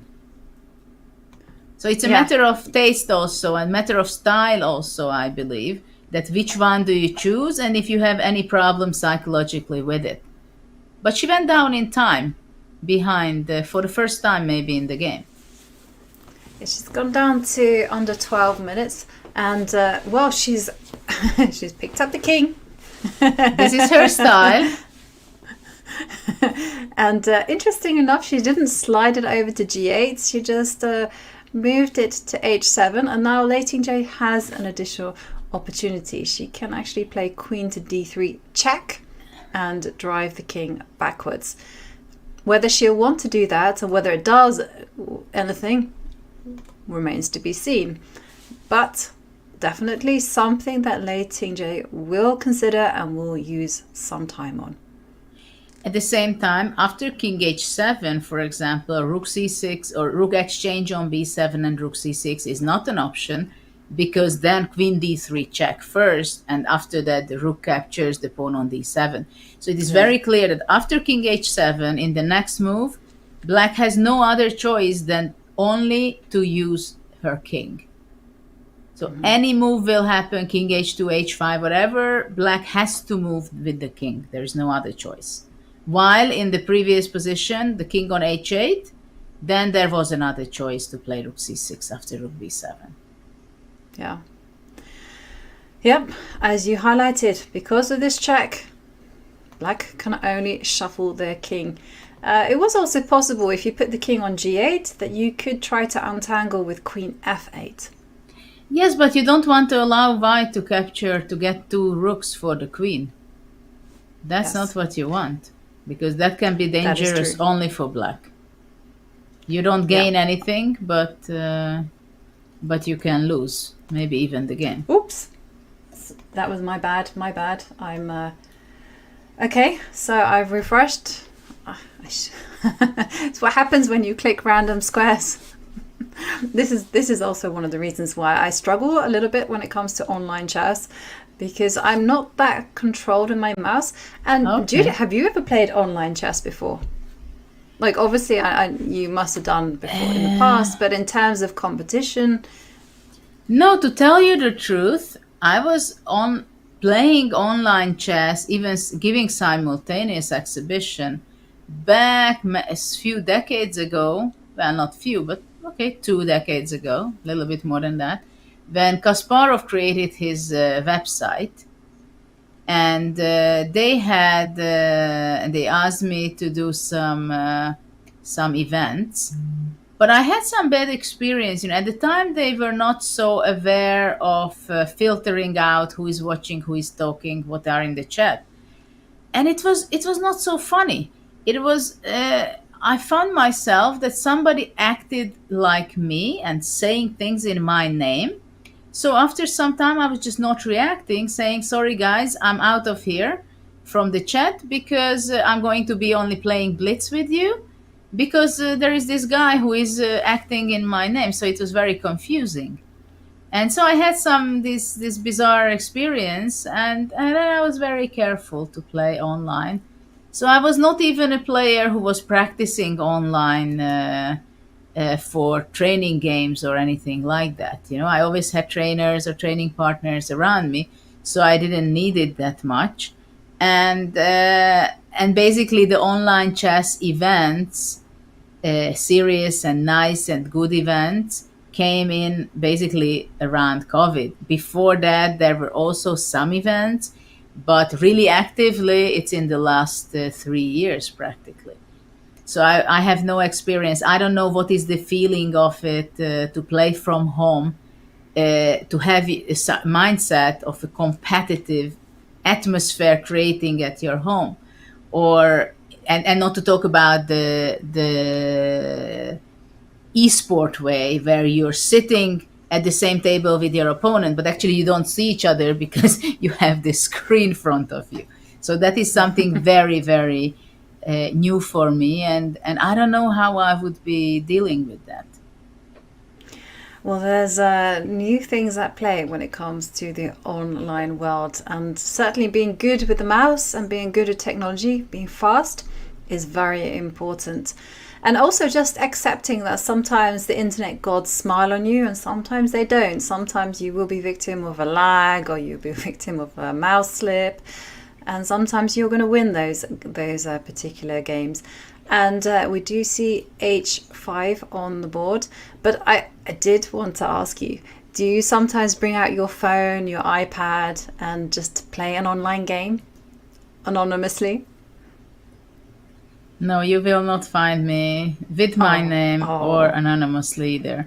Maybe with time it will come when I have more time for things like that, but for now I'm so busy with things that sometimes I'm checking some composition studies, or if I see something on Instagram, somebody uploads something, or some friends sending over some puzzles, and I may look at, of course, the games of top tournaments where I'm not commentating, I'm not involved. Also, I try to look back sometimes, but otherwise I'm so busy with my things that I don't really have time. And I see commentaries like when you're doing and others on big events.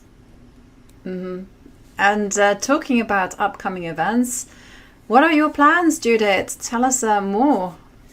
Now I'm very much deeply working on a school children's book, which is going to be 6 part of series, and we are very actively working with my team and the publisher on implementing in a very nice book series my method.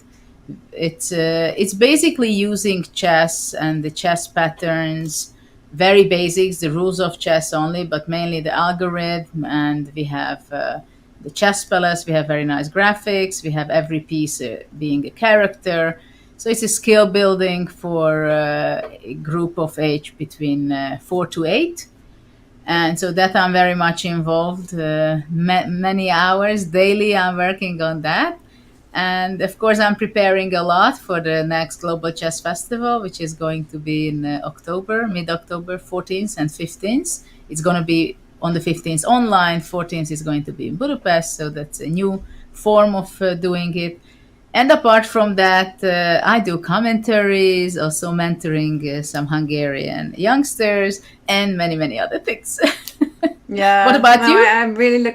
I'm looking forward to reading your books, because I find all your books to be incredible, and they're very instructive, very clearly written as well. So definitely one to buy. Me, I'm just I have one tournament lined up to play. I got invited to play in an event, so I hopefully will be going there in Dortmund to play alongside Kramnik and the same team.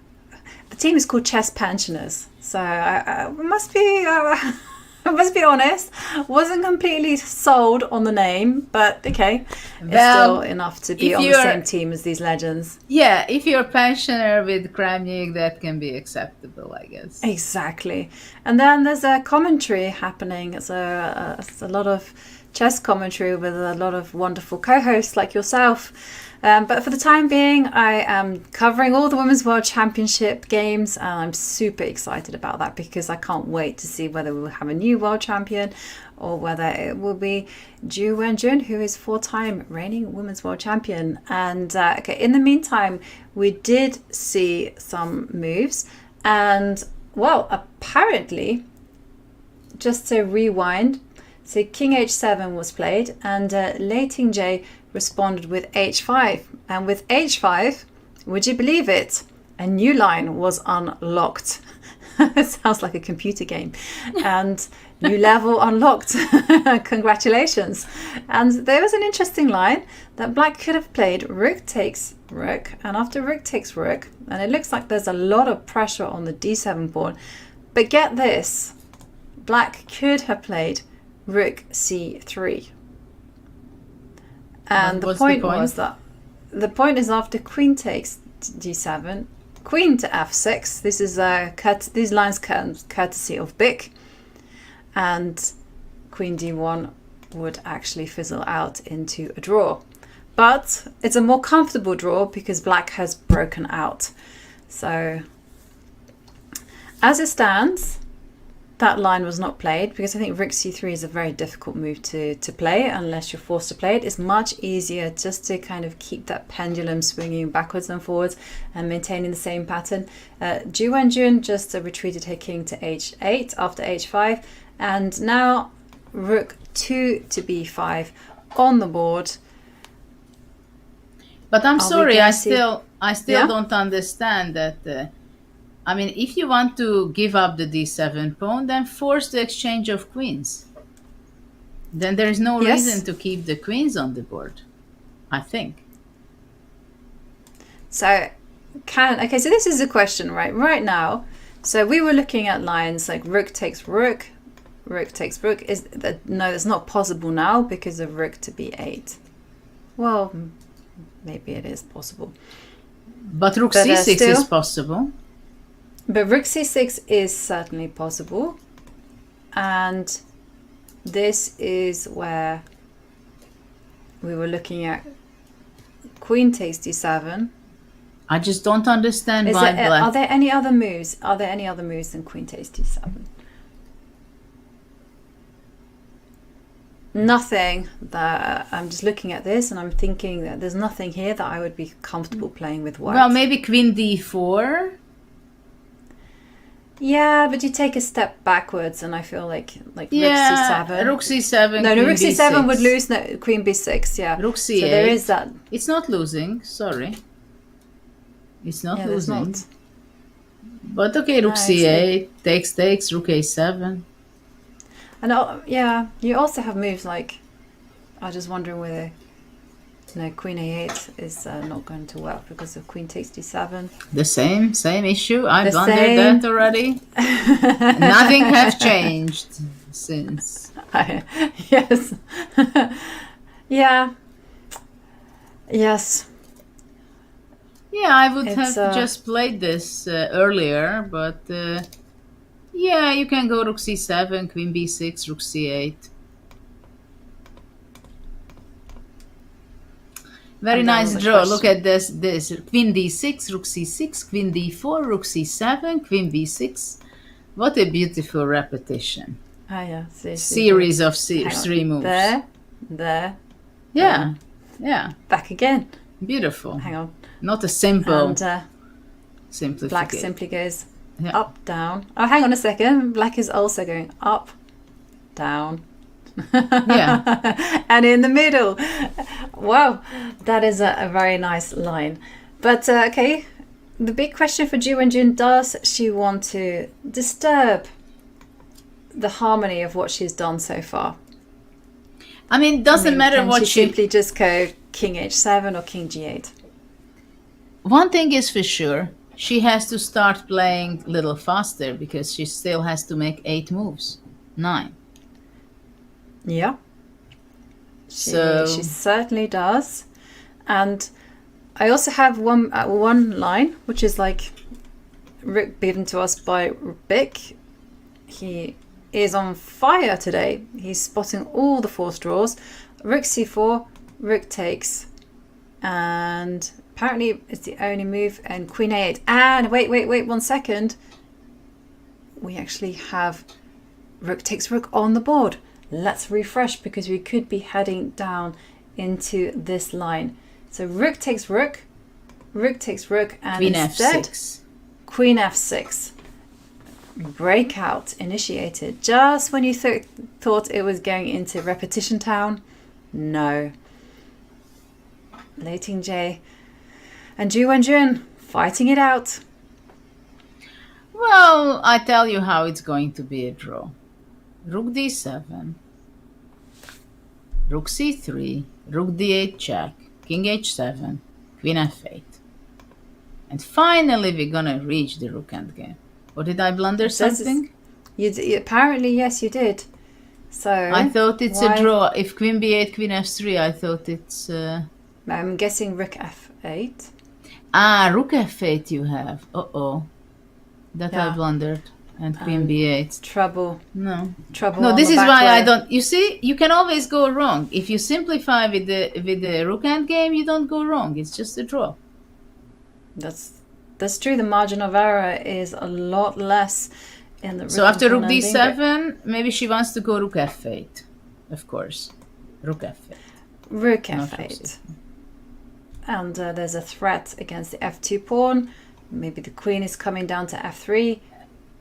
Yeah, queen You c5. Though king c5 can be bad for white. Because check on f3 and rook b8.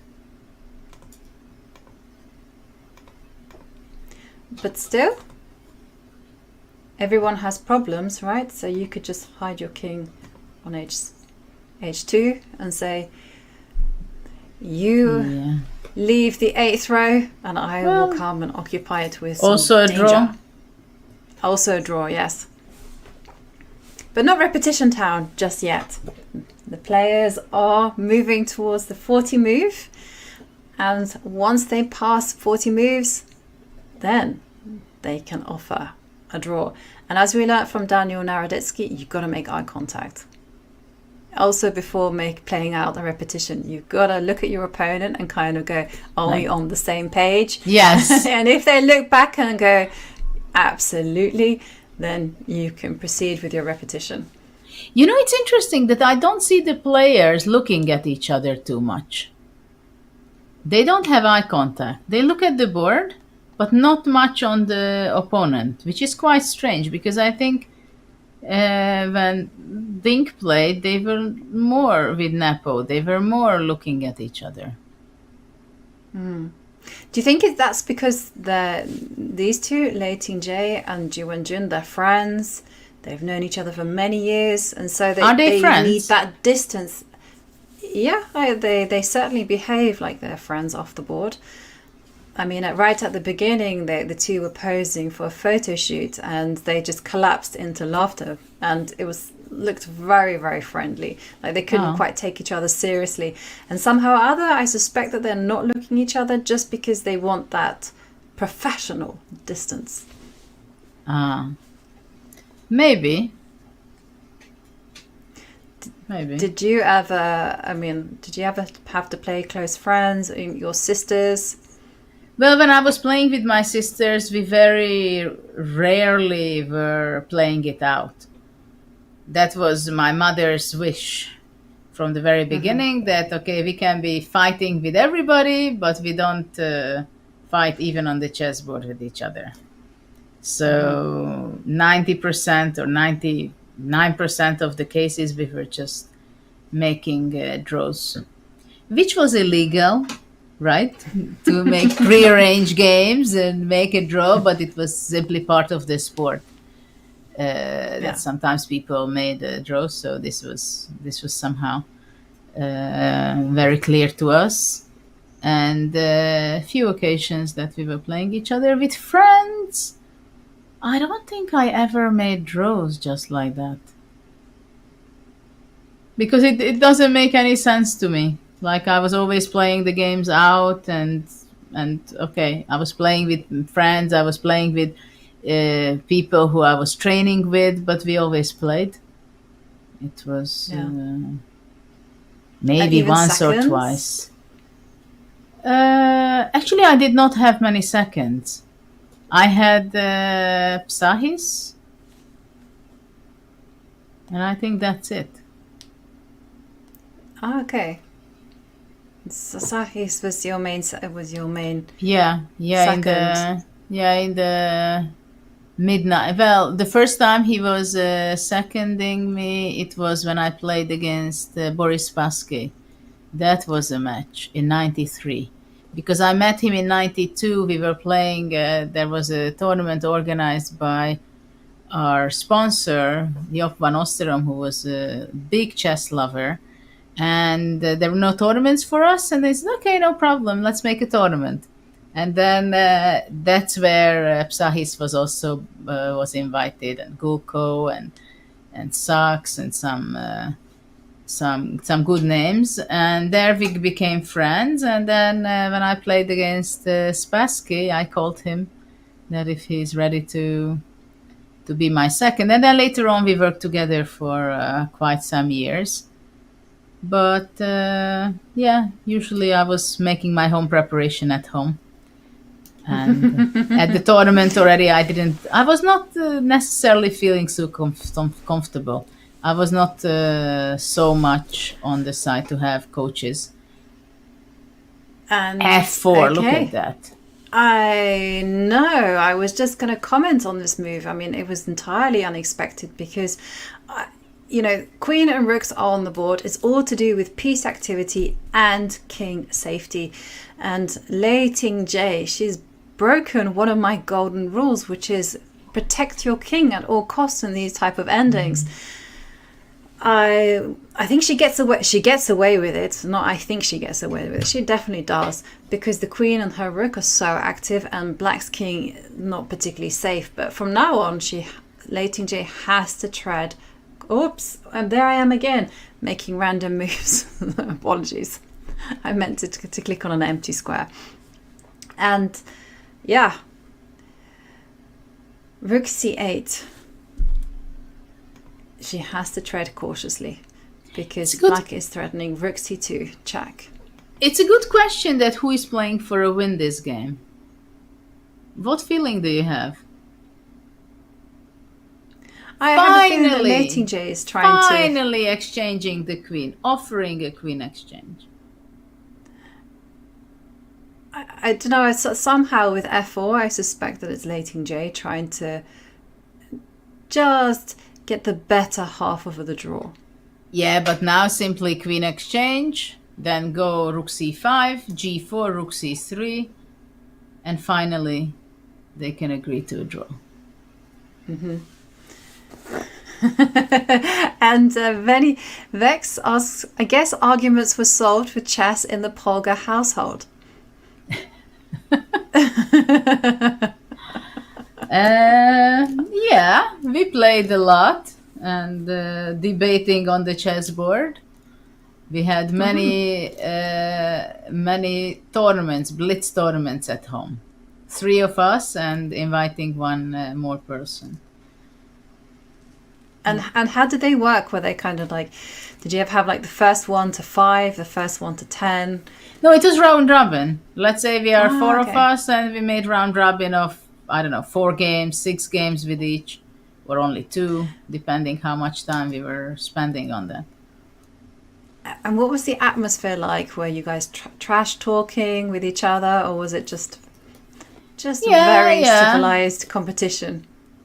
Well, of course we were. It went for life or death, but but it was no problem. Well, sometimes, who lost was not so happy, but we had the fighting spirit, that's for sure. Okay. It just reminded me of the competitions that I had with my brother. So obviously when we started, he was much stronger than me, and he was like, ugh, he would play me, and he's like, if you can beat me once, you win. And then it slowly became best of 5, and then it became best of 10. Okay. And, there was a lot of trash talking going on, and to this day, it introduced some character in these blitz tournaments, because I had to deal with a lot of humiliation, and also he had to do the same as well. But the funny thing is, as soon as I became an international master, he stopped. It's like, he was like, no more anymore.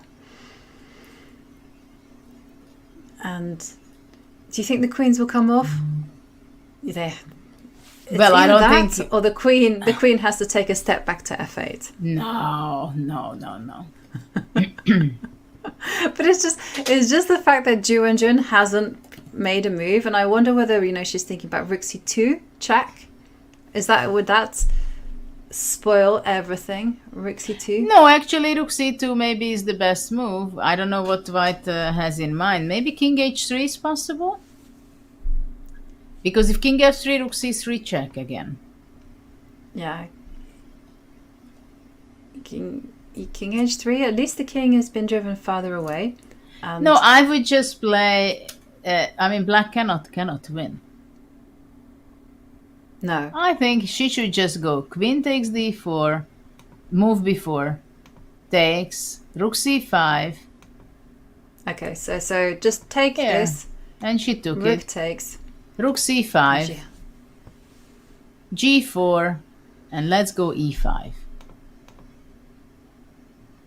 Of course, if the king would be on h7, it would be even better.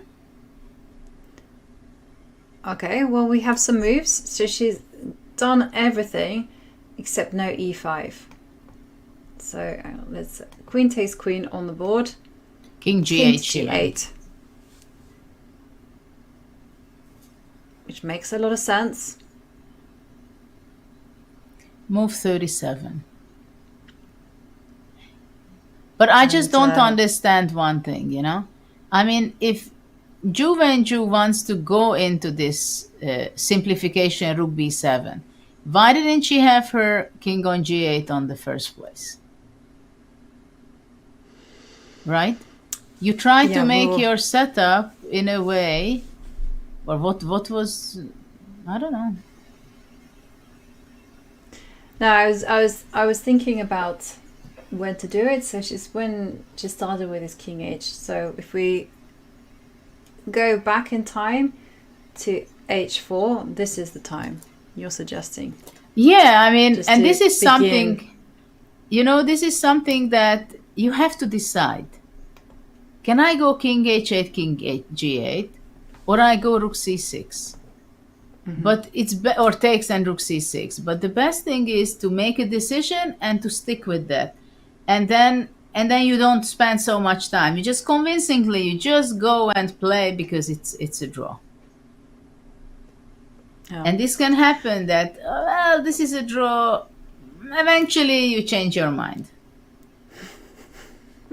It's the importance of having a plan and being consistent. But this is why chess is so difficult, because at times you are required to pivot, and you're trying to, you have to be flexible. And in this case, I agree that certainly if Ju Wenjun wanted this endgame, she should have broken out earlier. And we see king g8, but let's face it, Ju Wenjun isn't in any trouble here at all. No. Because the white rook is tied down to the 4th line to protect the a4 pawn, and it's very difficult for the white king to come in and do something. Because what is will always be waiting. What is interesting that Lei Tingjie, she's sitting there if this position is gives any hope for victory. Check. King f3. So does she give another check or rook a2? We're gonna. I think she goes rook c3 check. I think she's going to go rook c3 check, judging by the speed of which Ju Wenjun played this, and she does look like she's poised to... Nope, rook a2 played. And perhaps we will see a repetition in the end from the king to g4, king to f7. It's very difficult to come up. Oops. Oh, God. Sorry about that, everyone. I did not mean to pull up the analysis board. My apologies. And as pointed out by chat, as soon as the players pass move 40, they do get a bonus time of 30 minutes, and they still have that 30-second increment which they will be getting per move. But in the end, you can have all the time you like, but it doesn't matter if the board is still a dead draw, and it certainly looks... Yeah, and it's true. I'm reading that Yovi loses the Women's Championship with a mouse slip. Yes. As you can see, I've been clicking on random squares, and suddenly, before I know it, I've been moving pieces. Hasn't happened so much. I've been very lucky, but today I don't know what's happened. It's the rain. It's impacting on my technology skills. And we see rook a2,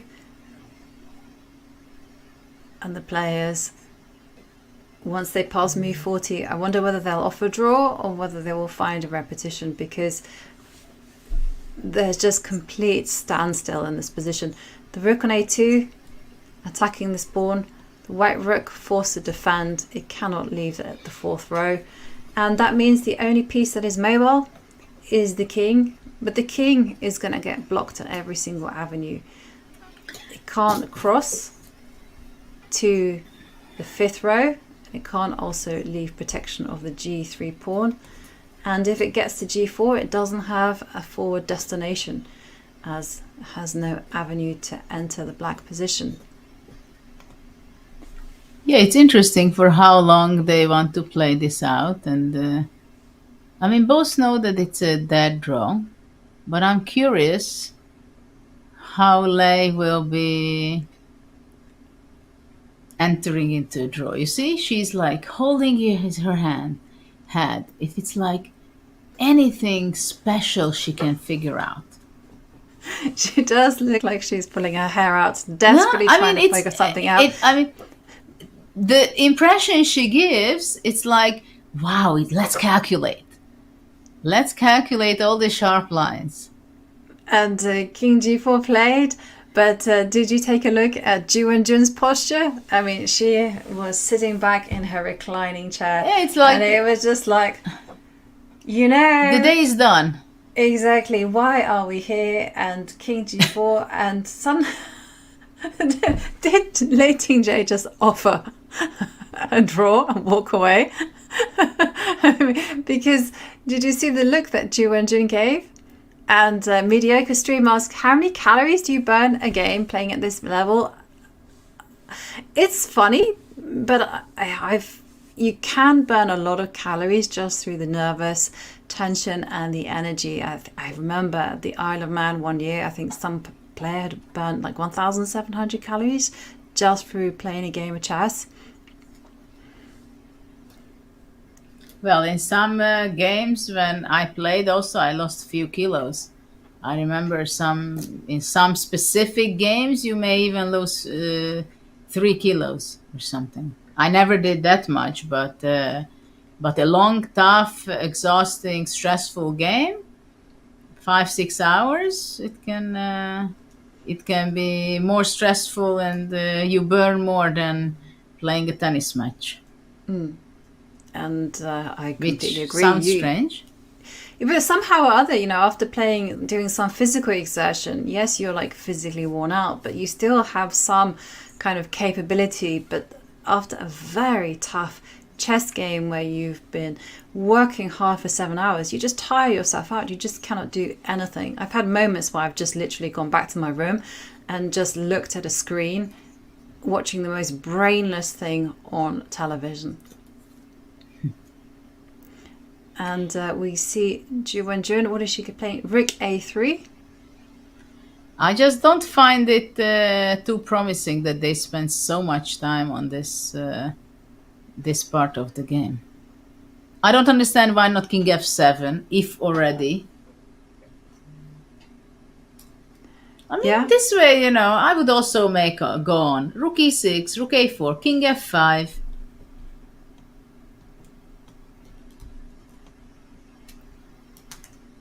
I mean, why to allow all this? Not clear. Yeah. Of course, everything is a dead draw, I understand. Okay, but let's have a look at how things can go wrong for Ju Wenjun, because Ju Wenjun has allowed Rook E6. And Rook A4, King F5. King F5. Probably the best is to go Rook B4. Right. Or King F7 to start. But if you go King F7... Maybe just King F7. The Rook can A6. get behind.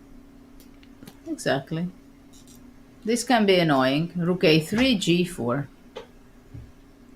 Rook A3. Rook A4. G4. No, I would rather not allow this. I mean, it's still a draw, but it's white who is giving some hard seconds. Yeah, I mean, how is this an easy draw? Because you have Rook A7 coming, King G6. I almost feel like you should. Yeah, but on King G6 you have always Rook G1 if you want. Like, for example, you go A4. Okay. Rook A7. Yeah. Oh, is it lost already? Yeah, I'm not seeing. But you know why it's lost, King because G6. King F8, King G6, Rook G3, G5. So King G6, Rook G3, G5. I think G5, and after HG, F5. I think FG5 would be a draw. But maybe not. Maybe that's also a win, because A3, Rook also F7. you do have Rook F7 at the end of it, and Rook takes G7, and woohoo! Two Yeah. pawns. And 2 pawns can walk it very nicely to No, the this is finish line. impossible if this will be another result than the draw. Okay, so Rook A... Let's go back to the game position. So Rook A3, Rook takes pawn, Rook takes A4, King F5. I feel Rook like B4. now you have to go Rook B4. You have to do something now, because otherwise this Rook A7, King G6. Okay, Rook King G6. King G6 coming. Rook B8. And now you have great A6. opportunity to lose the game. Rook F8. Bye-bye. Yeah. Thanks for the game. Okay, what you just saying that if I get greedy, which I often said I am, I will lose on the spot with Rook F6. Check. But the problem is, if you're not greedy anymore, you're also losing the game. Well, I have some moves before I can get away with. So before resigning, you mean? Okay, wait. I have no, some moves. here you can still get along with G4. Yeah, that's what instead I was of Rook thinking. A. Here you G4. can still. You're still alive. How is it possible? So I have. You can't defend A5, and I have G5 at the end of it. But how is it going? First of all, Rook F4 is possible. Secondly, what if I go Okay, rook G5. f6? Oh, hang on a second. Let's go back to the players, because we might see this on the board. And we saw rook takes e6, rook takes a4, and king f5. And, well, Ju Wenjun confidently leaning back, telling us that she knows what she's doing, and Lei Tingjie leaving the board. But hold on, if you go rook b5, rook a6, not king g6. So we're going back to that, so Yeah. rook b4. Yeah, rook b4, rook a6. Rook a6, and king, rook to b5 check. King g6. King g6, and then this is...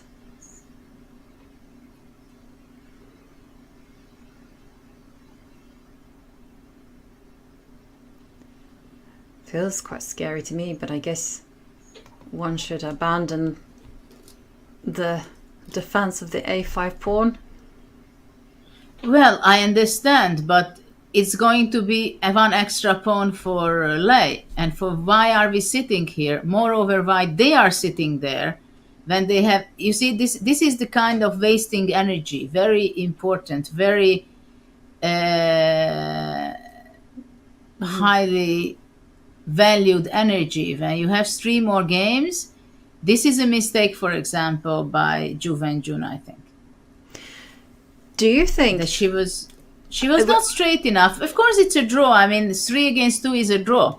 But you're cursing yourself that why are you ending up and why you're still sitting here when I was a pawn up? I should just simplify going rook b7, rook c7. Already then, back then, you know, when all the white pawns were still on f2 and h4 or h2. Mm-hmm. Or at least I was cursing myself if I ended up in a situation like this. I thought, okay, why couldn't I just sit down 10 minutes, think it over what I want and stick to that? Well, she's certainly made a few inaccuracies then, you know, because she's been inconsistent moving the king, and as you indicated. And then I'm suspecting that rook a3 was just simply an oversight. After king g4, she just played rook a3, just expecting king h3 and just forgetting that this was on prise. But also, to go to g8 with your king, it's just not a good decision. It had to be on h7. That's where it's the best placed. Because it's safe and it's guarding the g6 square. Mm-hmm. Now she's losing tempo on everything. Maybe king h7 is the best move now as well, by the way. Maybe that's the simplest. It could be the simplest. That here, I mean, yeah. Here I was expecting. Maybe that's here what, I was expecting. Not rook a3, I was simply expecting king f7. That's the move that I thought was happening. And I told everyone, I announced it to everyone, the king is going to find its home on f6. And instead, I think it was an oversight. Perhaps it's tiredness creeping in, because we've seen Ju Wenjun just make some inaccurate choices at times. And if we were to fast forward to the game position, let's refresh, and we are going to see this is the position right now. Well, white has a very simple plan of putting the king on g6 and then the rook on e8 to deliver checkmate, and use this idea to advance her kingside pawns or to actually nibble on this pawn on g7. So Judith's saying that maybe the best idea is just simply to put the king on h7. Just simply stop this idea once and for all. Well, white is going to be playing rook a6 to start with. After that, black, let's say, goes rook a1, g4, a4. Yeah, and it's important to know that after moves like g5, this looks very scary, but after pawn takes pawn, you are able to drive the white king away with rook f1 check. But still, there's some danger in the air. For instance, g5 could come, at a point, say for instance after a4, oops, mouse slipping again, could come this opportunity, and white will try to get through g5, g6, or maybe even walk the king round.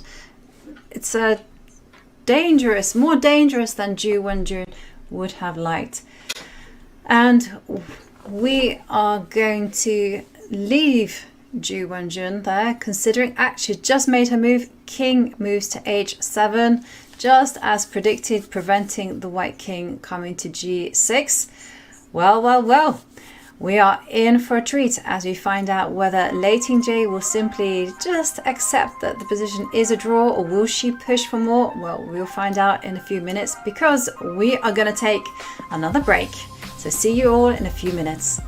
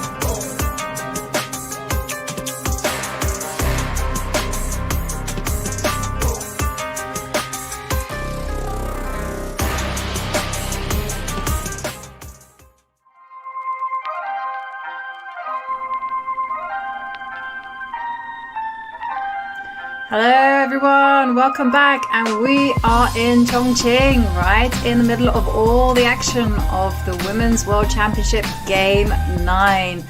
And there you can see what a bustling metropolis that Chongqing is.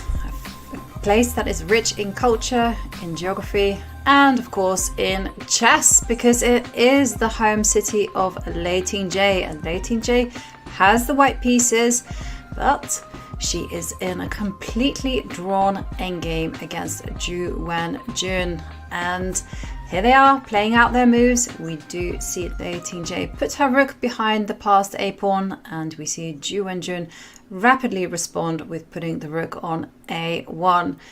And we were discussing during this break, are there any advantages to playing out a drawn position like this? Because the players have passed move 40. They could look at each other and simply say, would you like a draw? And that would be a very natural conclusion to the game. But for whatever reason, they're still there at the board. They're still thinking. And every time we see Lei Tingjie using minutes on her clock to just come up with a plan. So do you ever think that there's an advantage to playing out what is completely drawn position? To tell you the truth, if it would be a tournament game, I think they would have been agreed to draw already. But as it is a match, they are kind of trying to tear apart each other's nerves. And I think probably they have too much pride also somehow, that I'm not going to be offering a draw. Come on, it's a dead draw. But if none of them is going to be offering a draw and they don't make a repetition of moves, then they're going to be playing out until 2 kings, right? Mm-hmm. So I don't think that any of the players have any thoughts on that they can really win this game, you know?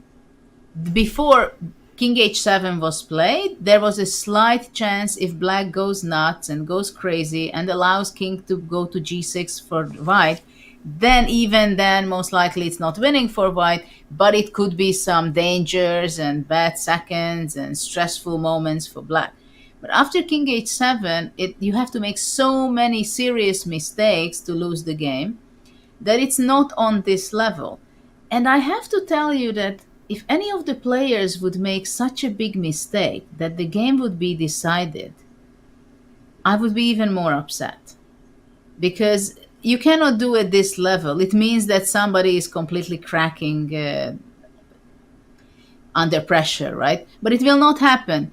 So I'm kind of an experienced player already. So on these things, I just would go the less energy consuming idea. I would offer a draw and let my opponent to say, no, I want to play the dead draw position, you know? But of course, everybody is different, and maybe they think, no, I'm not going to be offering a draw. Let you offer a draw. And there we see Ju Wenjun quickly advancing the a-pawn. And I really thought that Ju Wenjun would be offering the draw, because out of the two players, Ju Wenjun has more to gain from this draw. She, after all, will have 2 white pieces in the next 3 games. And also, just judging from the body language, you know, she was sitting back, she was like swiveling the chair, and she looked like she was thinking, Lei, you know it's a draw, I know it's a draw. Can we just go back to our hotel rooms and just get dinner? And there again, a4 on the board. Ju Wenjun gives this impression, what you just described, right? That, okay, it's a draw, but I'm still sitting here with you. And if you want, I'm assisting to make some more moves, acting as part of the show. But I think now it will be that Lei will be just playing Rook A7, Rook A8, Rook A7, Rook A8. And after all, it is going to be a repetition of moves. Though not the whole game was so boring at this point, I'm sorry to say. We had some fun lines in the opening part, which was interesting choice by Ju Wenjun to play the E6 system, Sicilian system. So actually it seemed like she was ready for a fight. It's not that they wanted to play a very solid and drawish game, but it ended up to this point.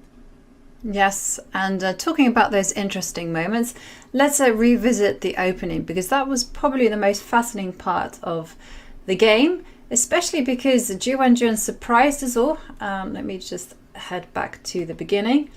And she surprised us all by playing the Sicilian and just employing an opening she hadn't really played since 2018. So that was perhaps a surprise for Lei Tingjie.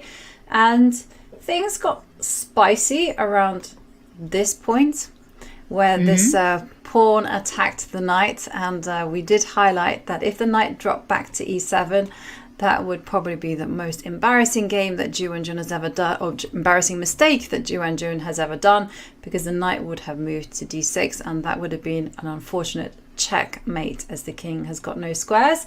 We do like checkmates, but here things could have gotten complicated. So for instance, after not knight e7, let me move one move back. Technology is not my friend today. There's been some gremlins, and for instance, black could have actually played knight f6, because there's something that we saw, that this knight on e4 is loose, and after knight f6, so for instance, I mean, there's an amazing line that Vic showed us, that the knight could have retreated to d2, and apparently black isn't obliged to move the knight away from f6, and could have played queen c7. So with the idea of pawn takes knight, bishop takes pawn, would have been quite spicy, to say the least. But knight d2. This looks a lot of fun, and it's typical, again, this computer world, right? That simply the moves which before a decade ago you thought it's just obligatory, right? The knight is attacked, you move it away. And nowadays it's just no, nothing is obligatory. Anything can happen, any move can happen. But actually there is a logic behind it, because knight d2, of course, it's not a good move, because it closes the bishop's power from c1, and anyway it just comes back and becomes passive. So yeah, it's not a healthy position for white, but I love queen c7. Queen c7 is a very nice move. Also loads of possibilities after knight f6. So for instance, knight f6 if that had been played, and in the game, just to kind of reinforce, knight e3 was played, but knight f6 could have allowed white to play knight d6 check, and after bishop takes knight, queen takes bishop, and knight e4, queen d4, and it really does feel like anything can happen here after d5 castles. We would have been seeing a completely different game play out. But still, I'd rather play it with white. Still have my bishop. I would rather there. be white. Exactly. And you have a pawn on e5. I love pawns on e5 because you can always back them up with a kingside pawn storm. Although at this time, white probably should focus on chasing away the knight on e4.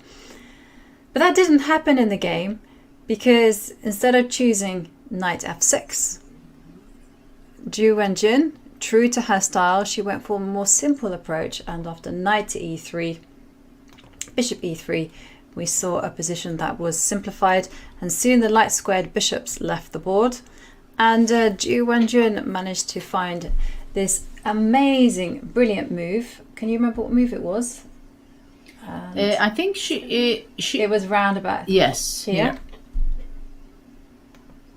Rook f7, and this was the move that got a double exclamation mark awarded from the game review, and the whole point was after queen takes bishop, black regains the sacrifice material and has the slightly better chances on account of this weak pawn. So there were definitely a lot of really interesting moments in this position and in this game so far.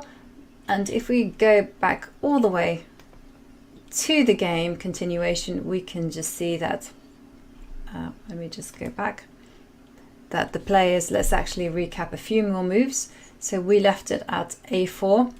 So Ju Wenjun has just been doing her thing. Lei Tingjie also moving the rook up and down.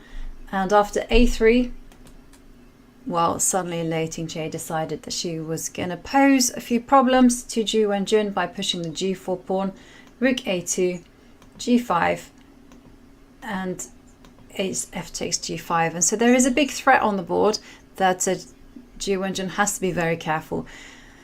g6 and rook h8. Checkmate is being threatened. But you know, now, of course, rook f2 is one of the moves, which is the most obvious, but I wouldn't be surprised if black would be just playing g6 herself. Ah, okay. Playing g6, takes, king g7. Okay, but let me just quickly show the checkmate that's been threatened. So the rook will come to a1, let's just say, and look at the bar! It's shot up! Just to kind of close out this. g6, and once the king steps forward, the rook will swing across to h8, and that will be happy days indeed for Lei Tingjie. And Ju Wenjun, I don't think, would ever forgive herself if she fell for this. And there we actually see Ju Wenjun sacrifice a pawn in order to negotiate this checkmating idea. And that's why she played g6. No checks for her. And after h takes g6, king to g7.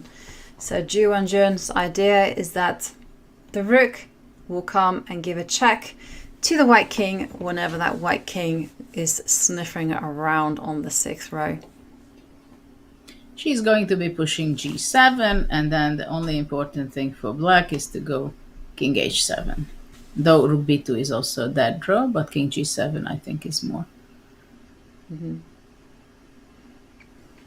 Yeah, it's very important in rook and pawn endings to not forget that rooks can check from behind, but they can also check from the side. And these so are many the two times people forget it. Yeah, this is the two defensive idea, and you have to alternate it. Most of the time it's from behind. Mm-hmm. Yeah. Very rarely is it from in front. So players should lose 3k ELO for a draw.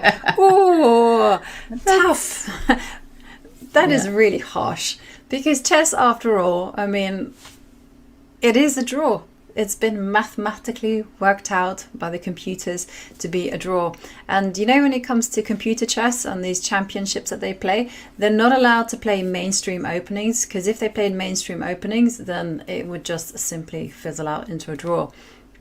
So that's why you see them just lock heads and like gambits, for instance, and more obscure openings.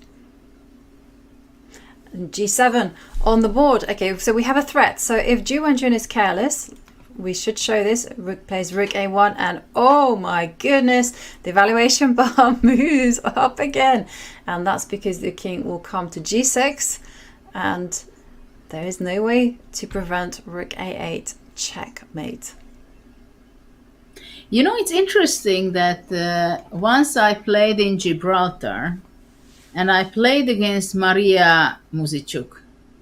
And I had a rook endgame where I had a pawn, rook, king against her king and rook, and her king was completely cut away.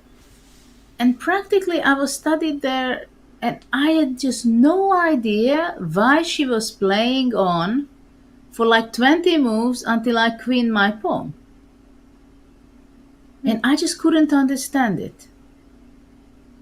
Why she was playing. And I don't understand. In somehow in ladies competition, I feel that even on the highest level, they may play out very elementary games. And I don't know if it's a lack of respect or they believe that they can change things. I'm sorry to saying this, because I don't want to say bad things about women chess, but I just see that it has the image somehow that you play until the very end because you have a chance until the very end. But simply there are situations that I think you have to respect yourself and your opponent to understand that some things you don't play on. I mean, you can play on, of course, that's not a problem. But here I would say it's more to do with the fact that neither of them want to offer a draw. And I think it's just that. None of them have thought to offer a draw. I think the situation is so tense. And often, I think that's the case with women chess players as well. You know, they're playing out just because you just play it out, just almost through inertia, and just to kind of cope with the fact that you are going to lose. Because, you know, women are very competitive, and you have to give yourself some time to accept that you are not going to get the result that you wanted. And there we see A2 on the board, and we will see a draw being agreed any moment now.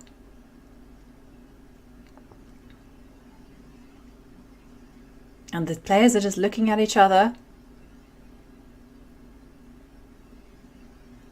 and waiting. We're all waiting for that handshake. What is Lei Tingjie going to do? Just simply rook takes pawn. And just to highlight, this position is a theoretical draw because the rook on b6 cuts off the king. And so, say for instance, we see this move, rook takes pawn and king takes. Black's technique is very simple. So you wait here. All this rook will do is wait on the 6th line, the 6th row, and as soon as white steps forward with a pawn, okay, let me just take that move back. So let's try to do it now. The key thing to remember here is that the technique is for the rook to come back to the 1st row and start checking from behind, now that the king has got no shelter. So cut the king off and then check from behind. Yeah, this is very important to know if anywhere else is the pawn is standing on FIDE B5. But the G pawn, you can also just put your back on B8 and leave it on the 8th. And that's also a dead draw. Yeah, this is also a dead draw. So this is a terrible pawn to have in a rook and pawn ending. So but I thought I would clarify the Philidor's defense. Okay, yes. And now we see rook takes A2, king, and wow, no draw offer. No, now they will be playing until the king, 2 kings. No. And you know what? Also, guys, many times they play it out, but they're just simply playing it out much faster. So as they both know that it's a dead draw, but they play it out. So I'm not saying that it's only ladies who play on these dead draw positions. They also like to play many times. It's just, let's go. Let's go. Okay, so now we end up in two kings. So they're going to play G6. Maybe not. No. Judith, the players are heading for that repetition. Both the players know that this is an elementary draw. The king has been cut off from the 6th row, and the pawn on G5 is not the best pawn to have. And we have it. Draw grid. It is a draw. Game 9. It's finishing a draw. The match is still very tense. Nothing can tell these two players apart. And that means 3 games are still remaining. And in 2 of those games, it will be Ju Wenjun who has the white pieces. Wow, Judith. What are your impressions of the match so far? Well, it became extremely interesting by the victory and equalizing by Ju Wenjun in game 8. Today was not such a fireworks, but of course the tension was there until some point. But after some part of the game, it was clear that whatever happens is going to be, whatever moves they are going to be making, it's going to be a draw. And it does favor a bit Ju Wenjun. So for now, there's a huge change for her in the last 2 games, what has happened. But I believe we are going to see still some very exciting moves and moments in the last 3 games of the World Championship match. Definitely, and there we can see the scoreboard for the games that were played in Shanghai. And in game 7, the players moved location to Chongqing, and here we can see the games at 7 to 12. And there we saw in Game 8 that it was in fact a win for Ju Wenjun. What incredible performance from her.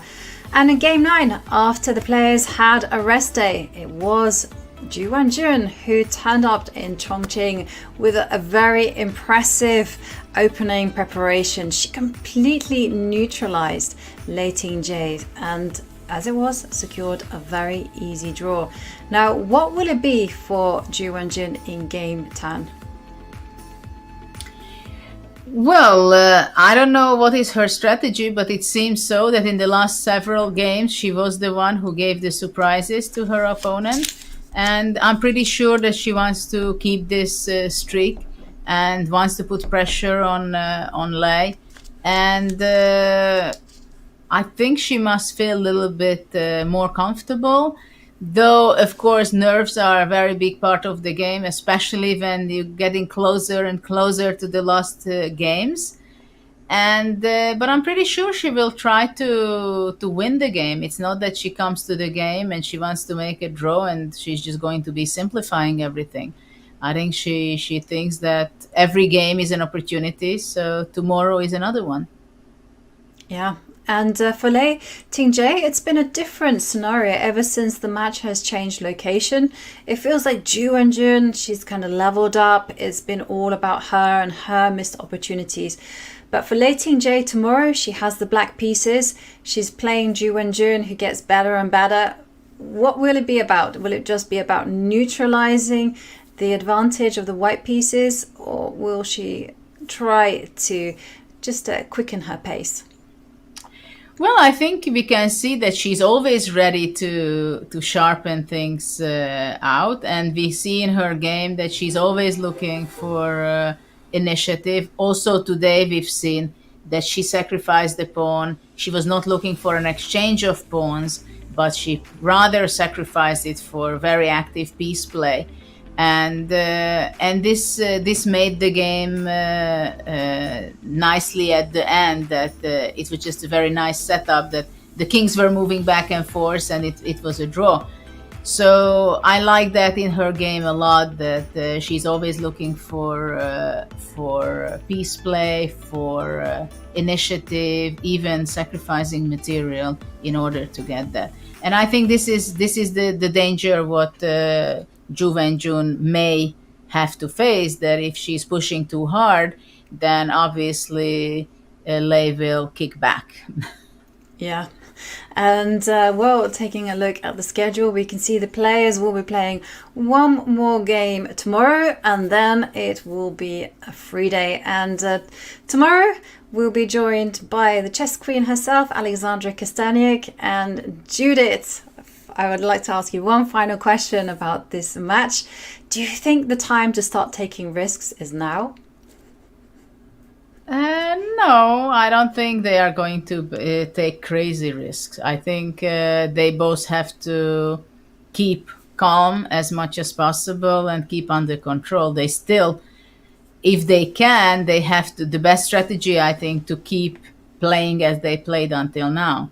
Keep making not crazy risky decisions, but not playing for a draw. Just play a game. Just play and a game. And wait for your opponent's mistakes. Because the mistakes will come. And Judith, I'd like to thank you very much for joining us here in the commentary, and it's been a pleasure, it's been a privilege to hear all your thoughts and to get your opinions on the match. And I can't wait for tomorrow. And talking about tomorrow, well, the match is at a deadlock once again. Ju Wenjun and Lei Tingjie, nothing can tear them apart. But tomorrow, Ju Wenjun will have the white pieces. Will she make that breakthrough once more like she did in Game 8? Well, there's nothing for it. You gotta tune in tomorrow at 9 a.m. Central European time to find out. Don't miss it.